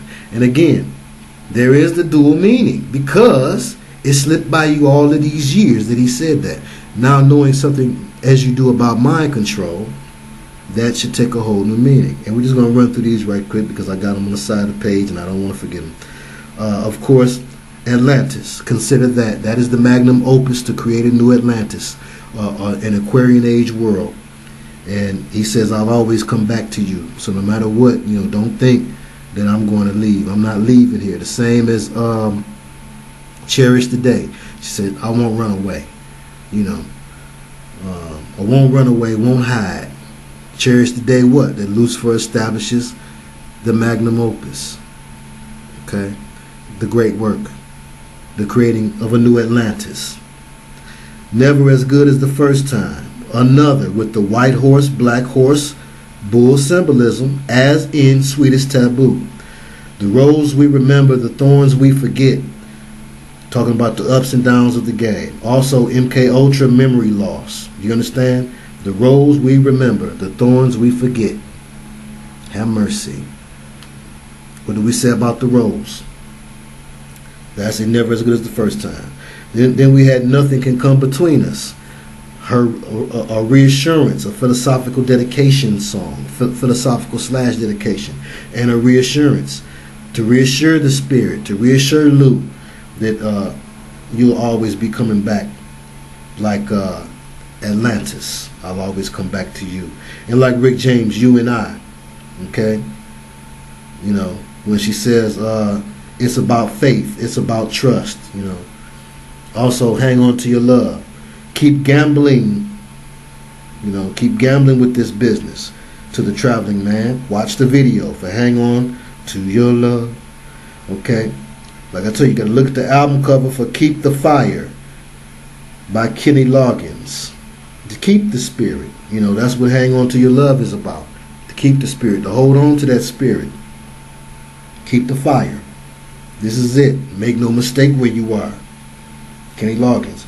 The Smooth Operator. Again, no place for beginners or sensitive hearts. See? When you require streetcar desire for higher heights, no place to be ending, but somewhere to start. Again, she knowing that this is a game. This is a trick bag. Gotta look at who was writing these songs. She's knowing it's a trick bag, but this is where you must begin. You know? Just like when in Kenny Loggins, this is it. You know, he realized that I'm going no further. You know, this is as far as I can go. This is it. I got to make this choice. And in Love TKO and in This Is It, you have the example of losing your religion. Teddy said, you know, what is he saying? He going to have to let go. My assessment, he's saying he has to let go of his old beliefs. Listen to the song. He got to let go of his old beliefs. They ain't getting it in this business where everybody believe in this new thing. So therefore, I need, you know, I bet you he was raised in church. Listen to how he's saying. I need to let go of this. I'm tired of being a two-time loser. Check it out. And again, and This Is It, listen when he says, leave him behind. What is he talking about? He's talking about leaving the Lord behind, leaving the Lord Jesus behind and going further. And if you want to go further, you know, you better realize where you are. This Is It, Kenny Loggins. All right. So, and of course, with Michael McDonald geeking it up, you know, and Computer Love, a Fallen-inspired song, because they knew not only the future, but they knew the technology. They had the technology. They gave the technology to man to know that one day you'd be singing to somebody that you met them on the dang computer. And that's what people are doing now. All right. Okay, now we're going to look at this. Now, yes, there is a move to move us from organic music, and it's been going on for some time. They've been doing this move since the disco era. The disco era, symbolized by the disco ball, was when they realized they could take mind control a lot further, y'all, with machines than they could with natural things, with things that come from the earth, with wood, with brass, with animal skins draped over barrels, which was the origins of the drum. You know, the natural rhythm of a man playing the drum and keeping a timing based on natural human timing versus the timing of a sync tone. Okay, where that timing comes from, we do not know, but there is a dimension, a digital realm, if you will, and it's exemplified by Cybertron. Okay, which was not just the name of Juan Atkins, one of his most legendary songs, and a group, and but also the planet that the Transformers came from, which was supposed to be a metal planet, which they have said, and news comes and goes, it gets scrubbed, but they had said that there was a metal planet that I guess the Hubble telescope had seen. But now we understand some things about the Hubble telescope, NASA, and science in general. When they are pointing us to outer space, it's because they don't want you to overstand inner space, dimensional reality. So these beings want to bring this technology from their dimension, what we call machinery, okay, and bring it here and use it and its syncopated nature to take over nature and to take over mankind and syncopate, robotize man. Okay? So no more real music. Okay? That's part of the agenda, and also was prophesied in the Bible. Revelations 18 and 22, and the sounds of harpists and musicians and flute players and trumpeters will not be heard in you any longer, and no craftsman of any craft will be found in you any longer, and the sound of a mill will not be heard in you any longer. So, of course, it's a create to destroy agenda always, and all of this technology and machinery that they brought mankind was all really designed to destroy mankind. In the book of Amos, the Lord said, "Take away from me the noise of your songs. I will not even listen to the sound of your harps." The noise has become deplorable. It's not even music. He calls it the noise of your songs. It is no longer, and again, he says, make a joyful noise. So music is the word muse and sick. And a muse is a spirit being, a demon, a little fairy being that inspires men and artists and painters, those type of artists. And artists can be a variety of things, but painters and writers and poets. And a muse inspires. We said it a million times. Aspire comes, inspire in spirit, same etymology. Inspire, okay? Aspire. A spirit, inspire, spirit in you, expire, spirit exited. Okay, and the elder Lamentations 5 and 14, the scripture talking about the elders are gone from the gate, young men from their music. Okay, again, when the time of judgment comes, one of the signs of that is going to be the joyful noise will be missing. Okay, and there will be this deplorable noise, okay, that will also be snuffed out, because when he says, "And the sound of harpists and musicians and flute players and trumpeters will not be heard in you any longer," he's talking about the state of music as it exists today, where no one wants to learn those instruments. Like, when I was growing up, wouldn't make me sound old. But when I was growing up, that was a common thing to do. You wanted to play an instrument, it was something different to do. It was unique. You saw the instrument, the shining instrument, and you said, "Well, so-and-so can play it. I want to learn how to play one too." And you tell your mama, your daddy, whoever was in charge, you tell them, "Well, I want to learn to do such and such. I see Brian do it, or I see Lakeisha do it, and it looked like it's fun."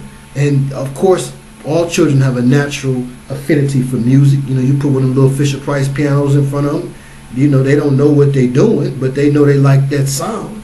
Again, it's the vibrational energy that they feel going through the air, through their bodies, and the pleasurable sensation that it gives them. So, but we're coming upon a time now where that vibration is no more. You bang on a synthesizer and stop. It does not continue to vibrate. You bang on a grand piano and stop. Doom, doom, doom, doom, doom. When you stop, it's still humming. That's the vibration. Ezekiel 26 and 13. "So I will silence the sound of your songs, and the sound of your harps will be heard no more." So now we're in a time of sad music, lamentations. That's what that is. To lament, to be sorrowful, to be sad for what you do. Job 30 and 31. Okay, "My harp plays sad music, and my flute accompanies those who weep." Psalm 69 and 12. "My song is the song of drunkards." Amos 8 and 10. Micah 2 and 4. Isaiah 14 and 11. Ezekiel 32 and 16. All of these about sad music. 32 and 16 of Ezekiel. "This is a lamentation, and they shall chant it. The daughters of the nations shall chant it. Over Egypt and over all her hordes, they shall chant it, declares the Lord." One reason that the Creator is allowing for all of this devilish music out here is it's chanting down Babylon. The snake does eat its tail. And those who are high enough in Luciferianism, they understand that they're going to lose. And if they're playing a role, they're playing the role of the loser. But while they're playing that role, they choose to have so much physical and fleshly fun and enjoyment because they don't want to turn to the discipline and the ways of the Most High and follow what Scripture said, do the things like the prophets did them, do the things like the Messiah did them. That's too hard, and I don't have the self-control. I want to try this and try that and try everything, and so therefore, I'm willing to burn in the end. What's the AC/DC song? On the highway to hell. But I'm going to have a ball until I fall. That's the philosophy. Psalms 95:1. Oh, come, let us sing to the Lord. This is what you're supposed to do with music. Oh, come, let us sing to the Lord. Let us make a joyful noise to the rock of our salvation. When the last time you made a joyful noise, sang a song, played an instrument, made a beat for the Creator? When? That is the purpose for making that noise that they call music. You love music. You should love making a joyful noise. Have mercy. Colossians 3:16, Ephesians 5:19, Hebrews 2:12, Psalm 71:23. I told y'all, it's too much. I found over 200 scriptures when a minister challenged me. Well, it's some good information, Brother Theo, but, church people, they going to want to know, man, where is it in the scripture? It's over 200 places. They show you how you supposed to use music and how you supposed to lose music. Have mercy. And not use it. All music and no action. Exodus 32:18 and 19. Is anyone among you suffering? Let him pray. Is anyone cheerful? Let him sing praise. Praise, worship, healing, war with the enemy. The example of war, 2 Chronicles 20:21, and Ecclesiastes 2:8. And Joshua and Jericho, you all should know. Okay? That's been caricatured and characterized so many times, so many different ways, in cartoons and everything. Joshua was a warrior. The Lord would send him to kill the enemy and take over their camps. And one particular camp or encampment was surrounded by walls. And he had first the musicians, because that's what they were, to blow the shofar, to blow their horn on his command, and then all of the people would shout. Okay, that's after the people marched around and all that, but all of the people would shout, and the walls of Jericho came tumbling down. Have mercy. So yes, you can make music for war against the enemy, to tear down his strongholds. Absolutely. There's biblical basis for that. Okay? So now, we're going to look at this, and we're going to zoom through this thing. So there you see the bull. Why the bull? Kid Rock made the song, I Am the Bull God. We talked about the bull god a number of times. The Apis bull, okay? Bacchus. Bacchanalian mean wine women song, a lot of partying. Okay? Bull of Bel or Baal. Same word, origin. Always, when you switch the vowel, you can see the real way that a lot of words relate.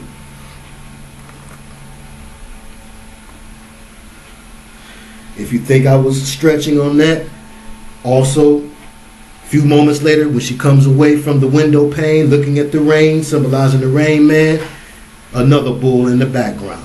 That time, a red bull. The first bull was black. You have the black and red of the satanic symbolism.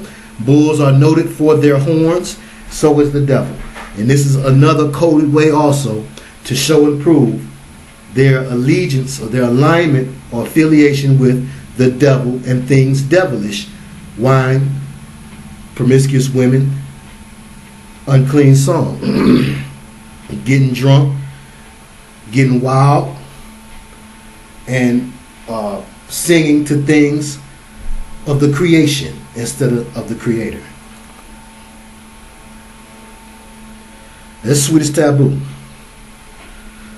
There is the Rain Man symbolism with the bull in the background. It's the bull in the background. The rain on the window pane. The sadness, the Rain Man.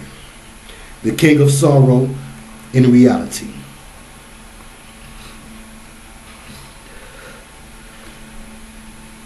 Here is the white horse symbolism. We talked about this earlier.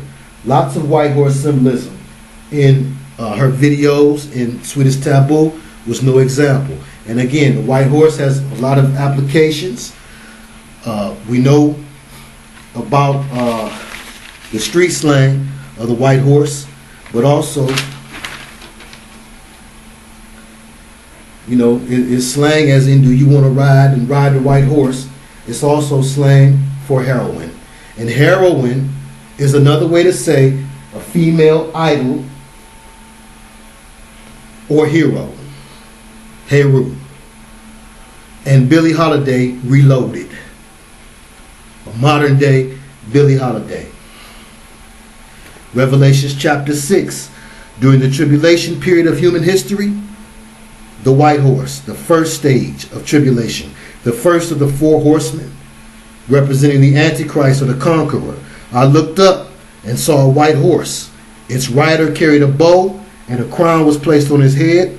He rode out to win many battles and gain the victory. Revelation 6 and 2.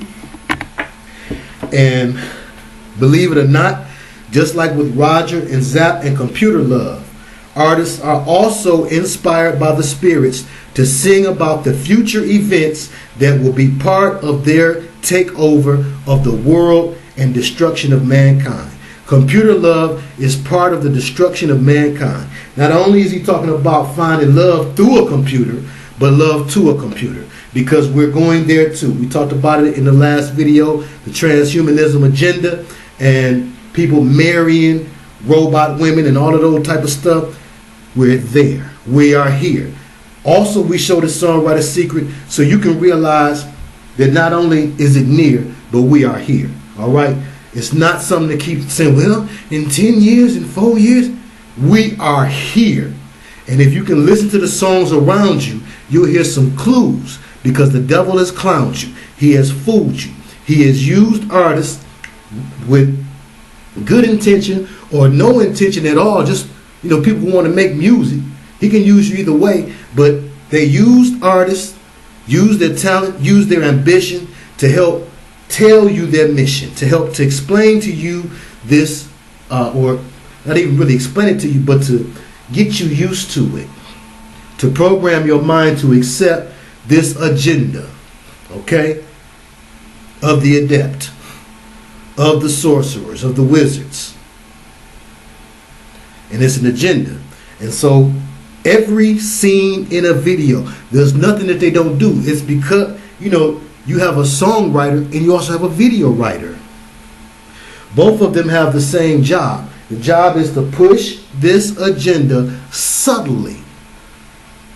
Put the subtle signs and symbols of our agenda in the visuals of the video as well. Don't play no games. And again, there's the bull. But King James Version, Revelation 6 and 2. And I saw and behold a white horse, and he that sat on him had a bow, and a crown was given unto him, and he went forth conquering and to conquer. This is symbolic of the time we're in now, the leadership in office now, their real job, what they're really to prepare us for, the reason for so much war. It is because whether you believe it or not, the elite follow the Bible like a playbook, and they know what role they play. They play the heavy. They play the antagonist. They the bad guy. Say goodbye to the bad guy.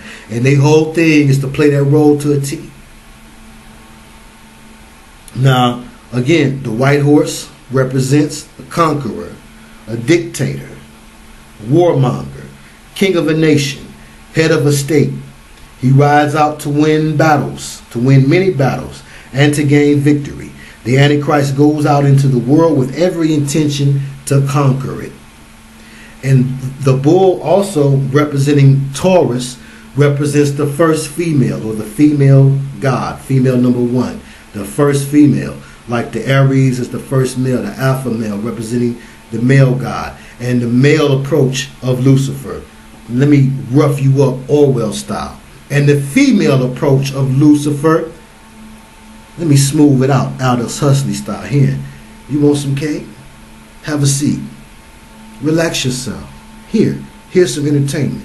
You know, knowing that all of this pleasure will destroy you. And that's part of the bull symbolism in music. Because the musical pleasure, the pleasure you get from listening to it, okay, what you think about it, what they believe is that pleasure is part of turning you down, depleting your vibration with every measure. Have mercy. The Antichrist carries a bow. The rider of the first of the four horsemen of the white horse carries a bow. Obviously, he has the traditional weapons of war with the bow in his hand, but no arrow, possibly implying that it's not actually the deadly force of a weapon as we traditionally know it, that the Antichrist will really use to conquer. No. As it was in the days of Noah, so shall it be in the last days. He's going to use subtlety. He's going to say peace and security. And he will subdue many through his smoothness, through his smooth, mellow nature. King James Version, Revelations 13:7. He, the Antichrist, to him it was given, or it says, and it was given unto him to make war with the saints and to overcome them. And power was given him over all kindreds and tongues and nations by way of subtlety, seduction, smoothness, i.e. peace and security. Now it was given unto him to make war with the saints. This is one reason why too, in all of this good smooth music that you love like you do, you'll find these subtle references, subtle ways to diss the believer. Okay? One last try, or one more try by his name was on my tongue. Formerly from Wham. George Michael. Formerly from Wham. George Michael is in a church, okay, with the upside down cross. You look at Prince controversy, he's in a church. Why the Madonna always want to do things to challenge the believer? That's part of Lady Gaga. That's part of their role as mouthpieces for Lucifer, which they did not expect to be when they signed up back in the day. But part of what they are to do in this war as a soldier of evil, part of what they are to do is to symbolize their side, to represent their side, and to artistically tell the tale of the war before it happens, like writing something in stone, like the magic of that, as the pharaohs would do, to write something in stone to make it happen. You know, to write something in stone before it happens. That's part of why they sing and they use this imagery in their music, and some of them have to be aware of it. Okay, we're not going to play that game either. But we're almost done. I promise you. It's the longest one yet. Okay, might be the last one. There again is the bull symbolism. The black bull, the black and the red, the colors of the satanic black mass. Okay. You even see the red there of the cape of the matador. Again with the bull. the rain man symbolism, the sadness symbolism, the subtlety, the turning you down, the quiet storm. It's a quiet storm.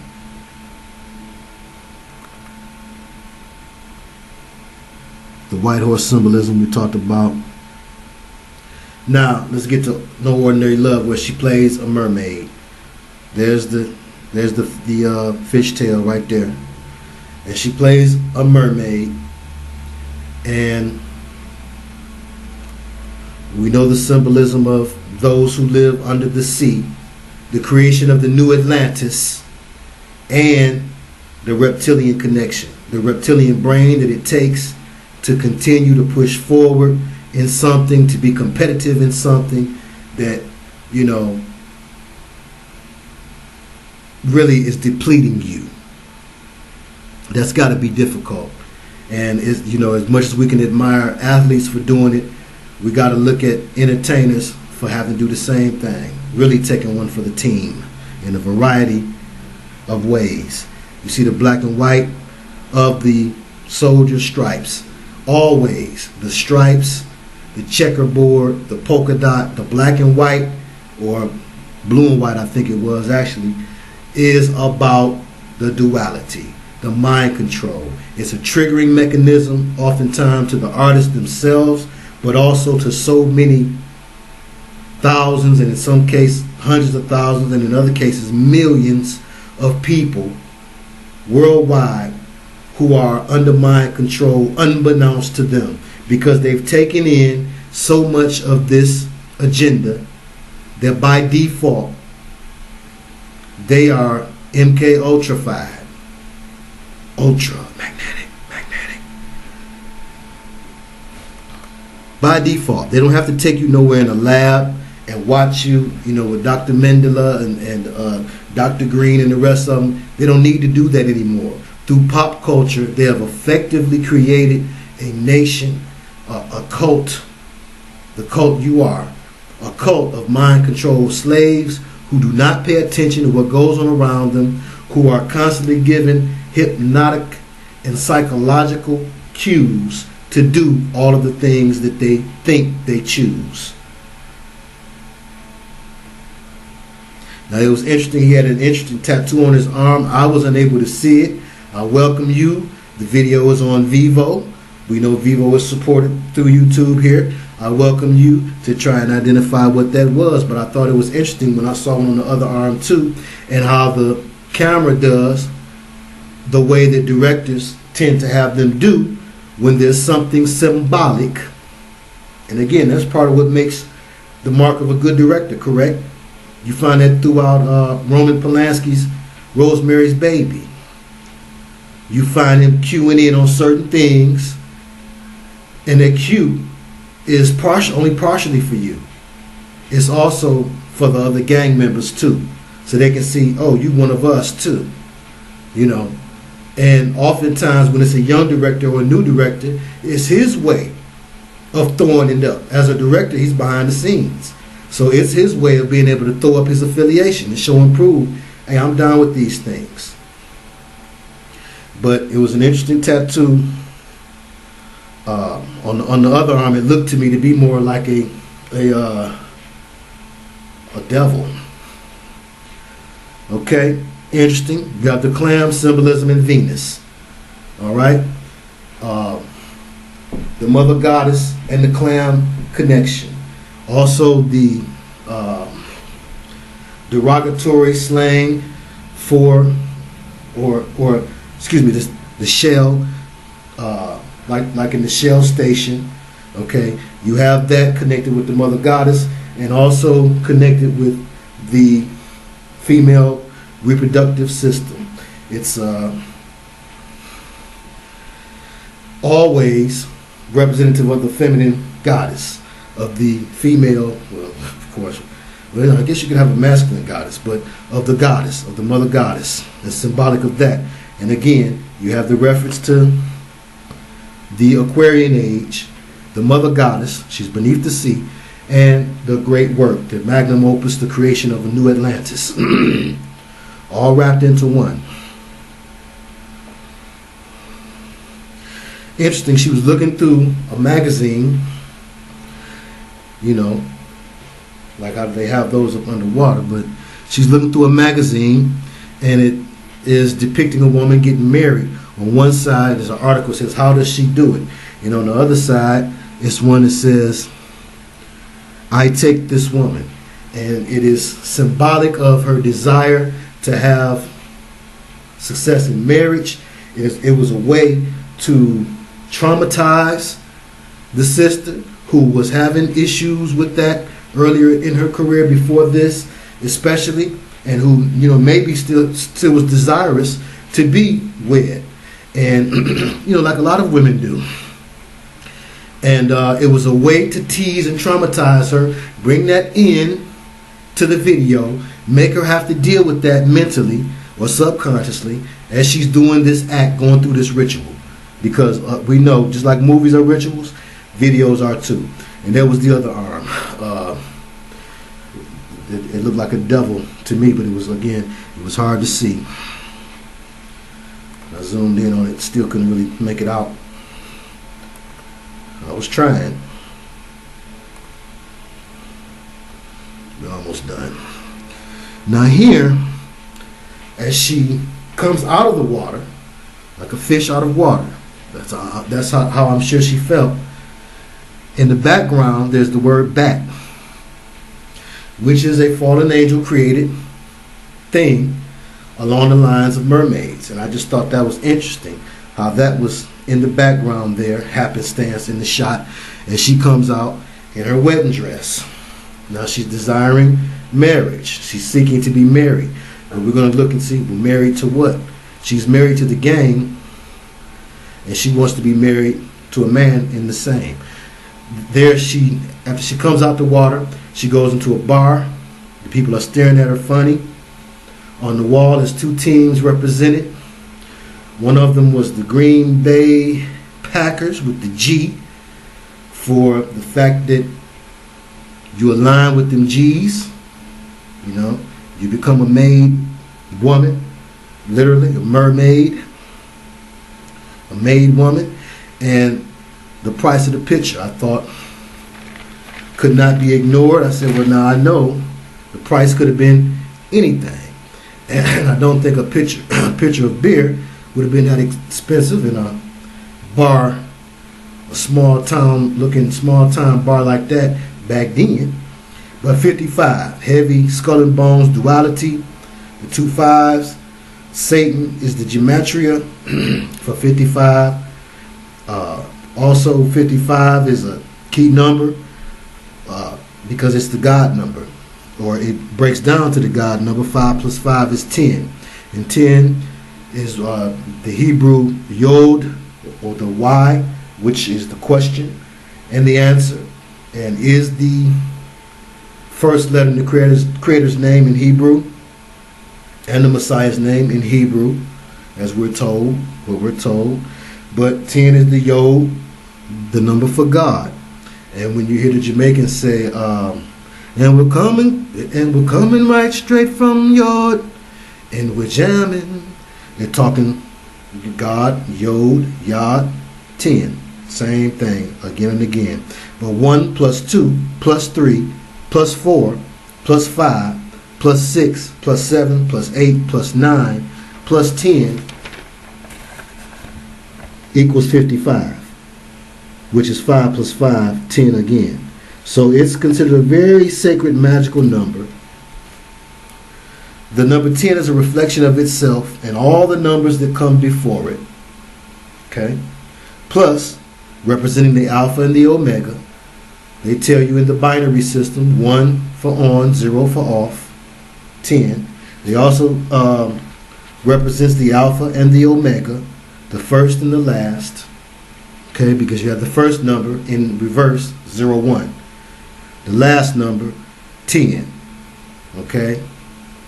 Really, we know that the highest number is 9, but you understand, right? And the am and am not.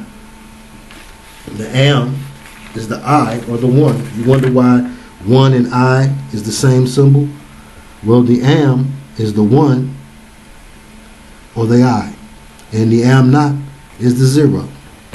Nothing. It's nothing there. So again, it's the alpha and the omega, the am and the am not, the something. To have something is to have one, and no thing. No thing and something. No thing is zero. To have something, to at least have one thing, is one. All or nothing. One. One world order. All. Zero. Nothing. Okay, 55 is the angelic number to the new angels. It represents a lot of things. Prana, universal energy, mind powers, Aquarian age powers, all of that. So the use of that 55, you know that had to do with a lot of things.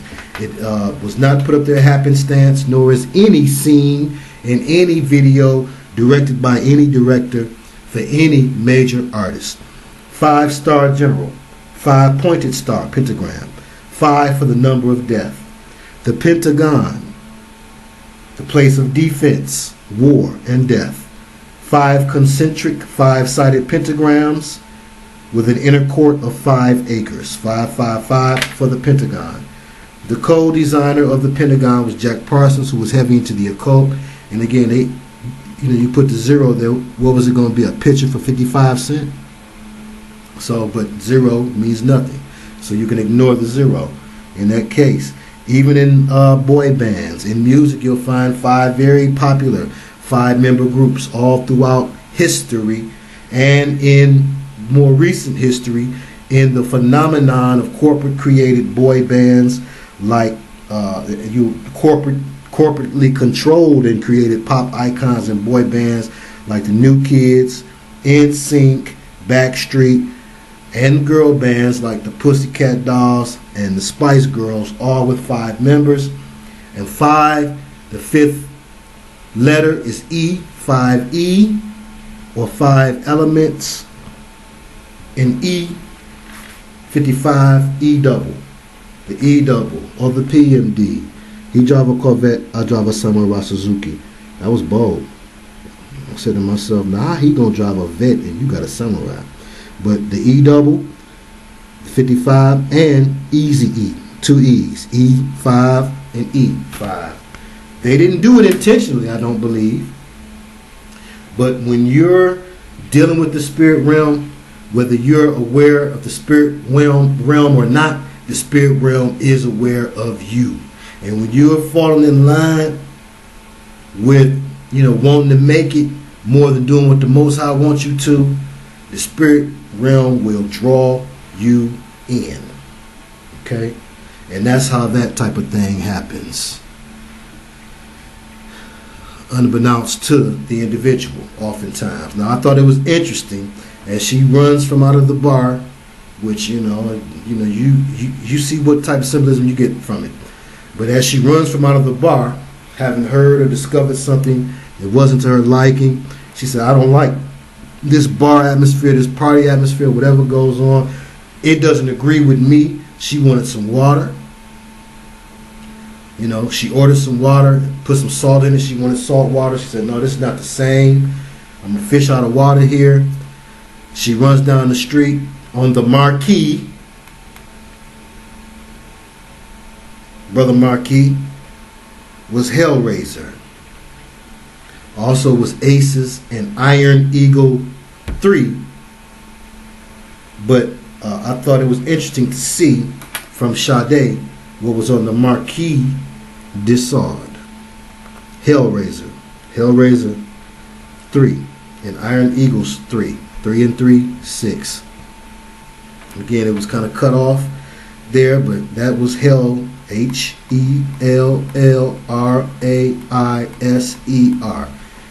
3. And of course, that's Aces, and that's Iron Eagle 3. And we know that the Iron Eagle is symbolic of raising the Third Reich. Again, also a play on the unclean bird, the phoenix, the rising of the New World Order, which you'll find many of her songs with that theme. One of them that really was killing it was Cherish the Day, because Cherish the Day was my jam.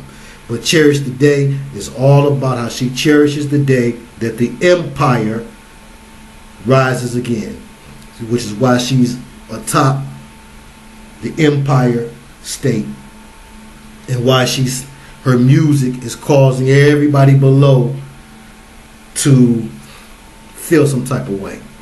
It's an enchantment, but the lyrics and the video very telling. Here as she gets ready to return, or she runs from the bar, she wants to seek her life again the way it was before, and she finds, of course, as she's by the water, the blinding sun. You will always find sun symbolism, the light, because she was seeking the light.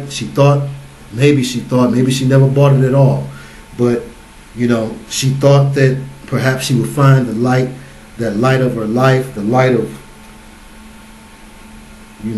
goodness. I'm sure she thought, and in reality she found the light that the secret societies talk about, that false light of your boy. Oh, Lucifer. And here it showed her pouring water into her hand. Of course, it slipped through her fingers.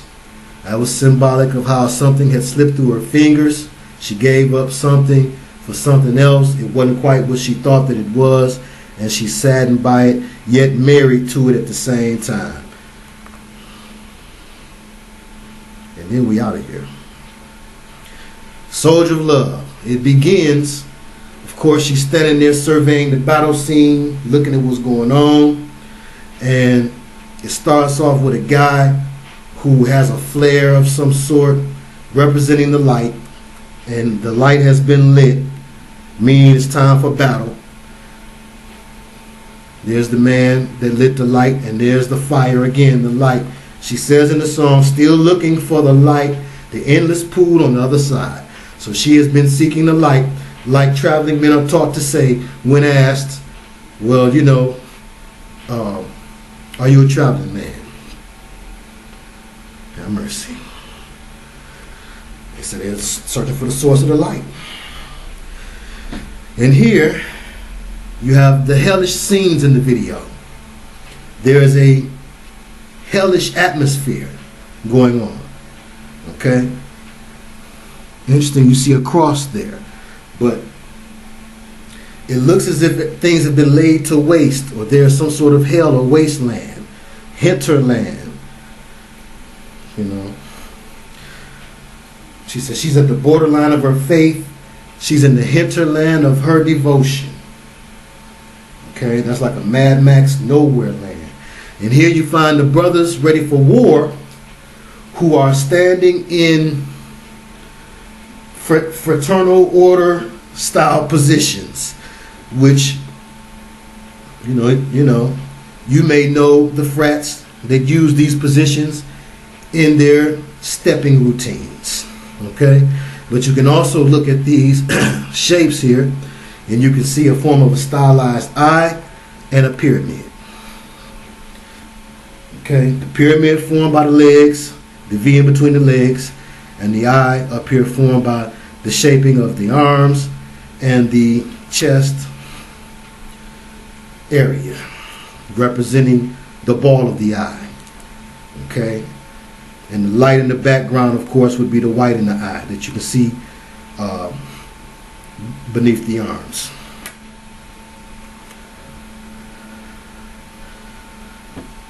Here, a paratrooper had fell down or dropped down, and it represented the fallen coming down. Okay, angelic beings coming down, and the parachute was to symbolize the wing. That was not hard to tell.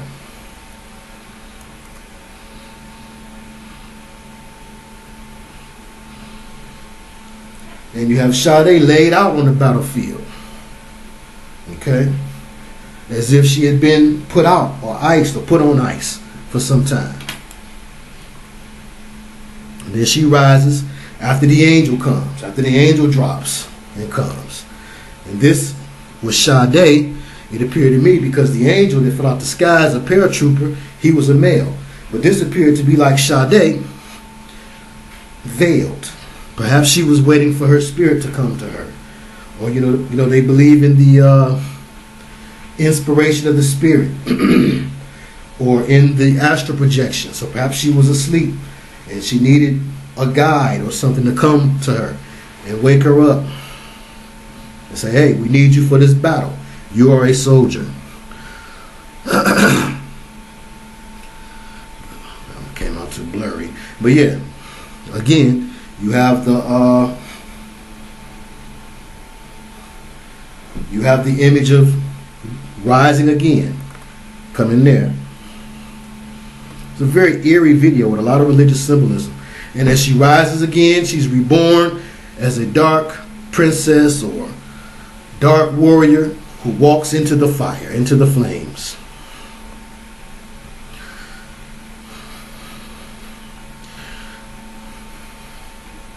There she is, as she's still awaiting her resurrection. She's got on the same outfit. There again, another pose, and their whole dance routine looked like the S1Ws, but it was to show you the role of the brotherhood in this war, in this battle of mine, as she says. And there's the light. Still looking for the light. There's that light. And there is more imagery to show you that the paratrooper is to represent an angelic being coming down, rising up. And there she stands, with her all-seeing eye stance, looking like a general or a soldier at ease, ready to be called forth to duty. And there's the white horse, again, symbolized along with the lightning bolt. I saw Lucifer fall from heaven like a lightning. And it was indeed a white horse, as one of these pictures should show. And there it is. The white horse again. Would they dare revitalize her or try to bring her back to the business with this enticement of white horse from the slang way of looking at it?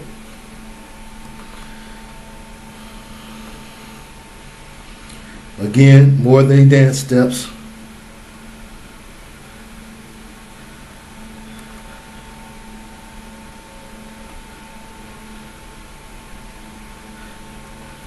Using the hand motions of a gun. Again, more of the steps looking like frat members. And here she sits now upon the white horse. She is representing the Antichrist, coming in style B, coming in the Taurus style, coming in the Bull God style, coming in the smooth style. She's got on her disco outfit to seduce you, the woman style. Come in that style. Plan B, the Plan B approach, the Huxley approach, which is where we're at now. So even though it's to wage war, it's to wage war through peace. The white flag, waving the white flag is peace. Well, it's to come in through a subtlety. And she's representing that on the back of the white horse. Again, there's the Rain Man symbolism also, but also the rushing waves, the tidal waves. The waves are crashing behind her. Okay? So that water representing the spirit, okay, coming in on the back of the white horse. And there, the lasso, to gather together men, to capture. Wonder Woman was representative of Diana, okay, which is another mother goddess representation, another Lucifer Plan B or feminine style attack, subtlety attack, Plan B. Linda Carter in that Wonder Woman costume was a bad boy. But yes, I try to be a good man. I try. The lasso to capture you. And if you remember, Linda Carter's lasso or Wonder Woman's lasso would make you talk. Make you spill the beans. Okay, we saw that one. And there, everything escalates, explosion, fire, chaos, turmoil. We went from the water to the fire without knowing it. Just like that. From the subtlety of the water to the fire. And here, I thought this scene was interesting because it looked to me like they were trying to erect some kind of shelter out of nothing. Looked like to me out of some ragtag stuff to represent that part of tribulation is upon us, where supplies will be few. Only those who are lit up in the limelight will be able to withstand. She has the as above, so below. Baphomet pose and position. And also, I also thought about how, it was real Mad Maxy, which again, Mad Max is also symbolic of that time of tribulation and Waterworld too, where supplies will be short. And that was the end of that presentation. And I hope that it was beneficial to you in some way. I thank you for bearing with me there.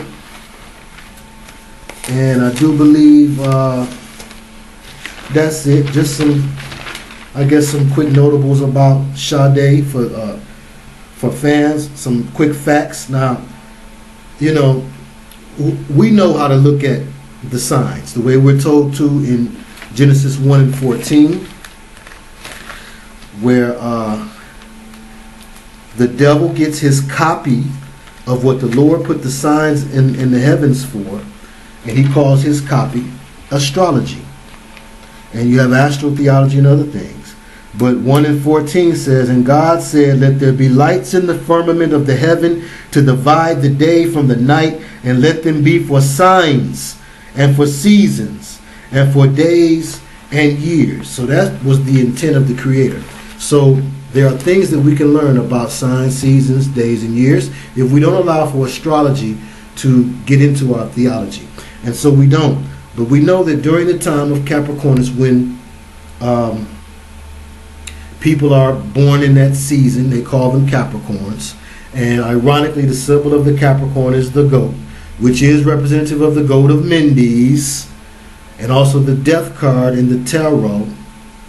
And Capricorn is supposed to symbolize a time of death because it's the season when things die. The winter season is at hand, and things are not growing, things are dying. And it's symbolic of a new time coming in. But also, if you look at some of the famous Capricorns, they share a few things in common. What I just said, representative of a new time coming in. Rakim, Dr. Martin Luther King, and Mary J. Blige, 3 examples. Mary J. Blige born on January 11th, Dr. King on January 15th. Sade was born on January 16th in Ibadan, Nigeria, and raised in London.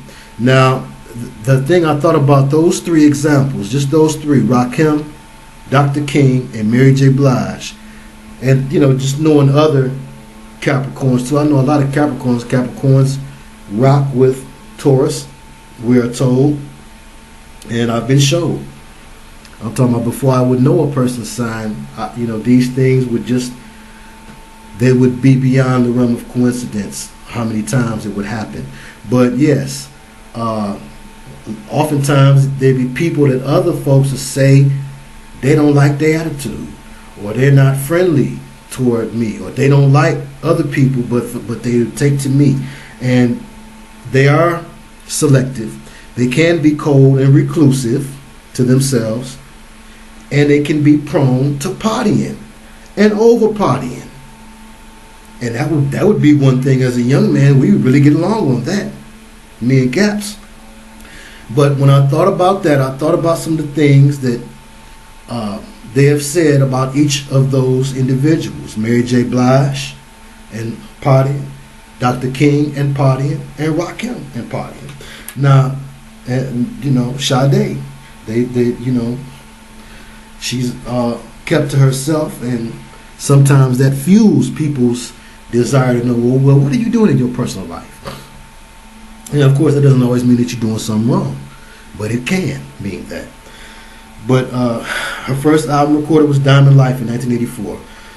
Best New Artist Grammy in 1986, raised by her mother, who was English. Her father was Nigerian. For Sade, her name, we're told, means, well, her middle name, we're told, because her first name was Helen, means honor confers your crown. Lovers Rock 2000 Lovers Rock came out in 2000. It was released 8 years after Love Deluxe. I remember I bought Love Deluxe at the same time I bought Dr. Dre The Chronic, on the day that they both came out. I believe it was 12/21. She did a live album, Lovers Live. Then her 6th album was released February 2010, Soldier of Love. So she takes a lot of time off, and of course that fuels some of those rumors. But in 2002, she received an OBE from Prince Charles at Buckingham Palace for quote-unquote services to music. In other words, she was made an officer of the Order of the British Empire. Can't make this stuff up. Any more notable things? In Jet magazine in 1992, she told them that the rumors that she had died made her happy to be alive. Early in her career, she suffered rumors about abusing coke, dealing with depression because of her problematic marriage. And then in 2009, Myra Panache of the Panache Report reported that Sade's hiatus was because she was doing time in an overseas jail because of heroin addiction and has been a functional junkie. Now that's according to Myra Panache of the Panache Report, and I do believe that she retracted that report. She also said in the report her fixers made sure that this didn't make the newspapers, although it's been whispered in the industry for years. Okay? And that's all that we really have relevant to say. Of course, TMZ, and there's no proof of truth, they talked about she'd had some work done. Well, I mean, they put a whole new kit on Shaka Khan, so, you know, as an aging artist, is that a stretch? I mean, look at Joan Rivers. But in 1993, Jet magazine reported that Sade had sicked the legal dogs on one paper that was set to print a story about this alleged drug use.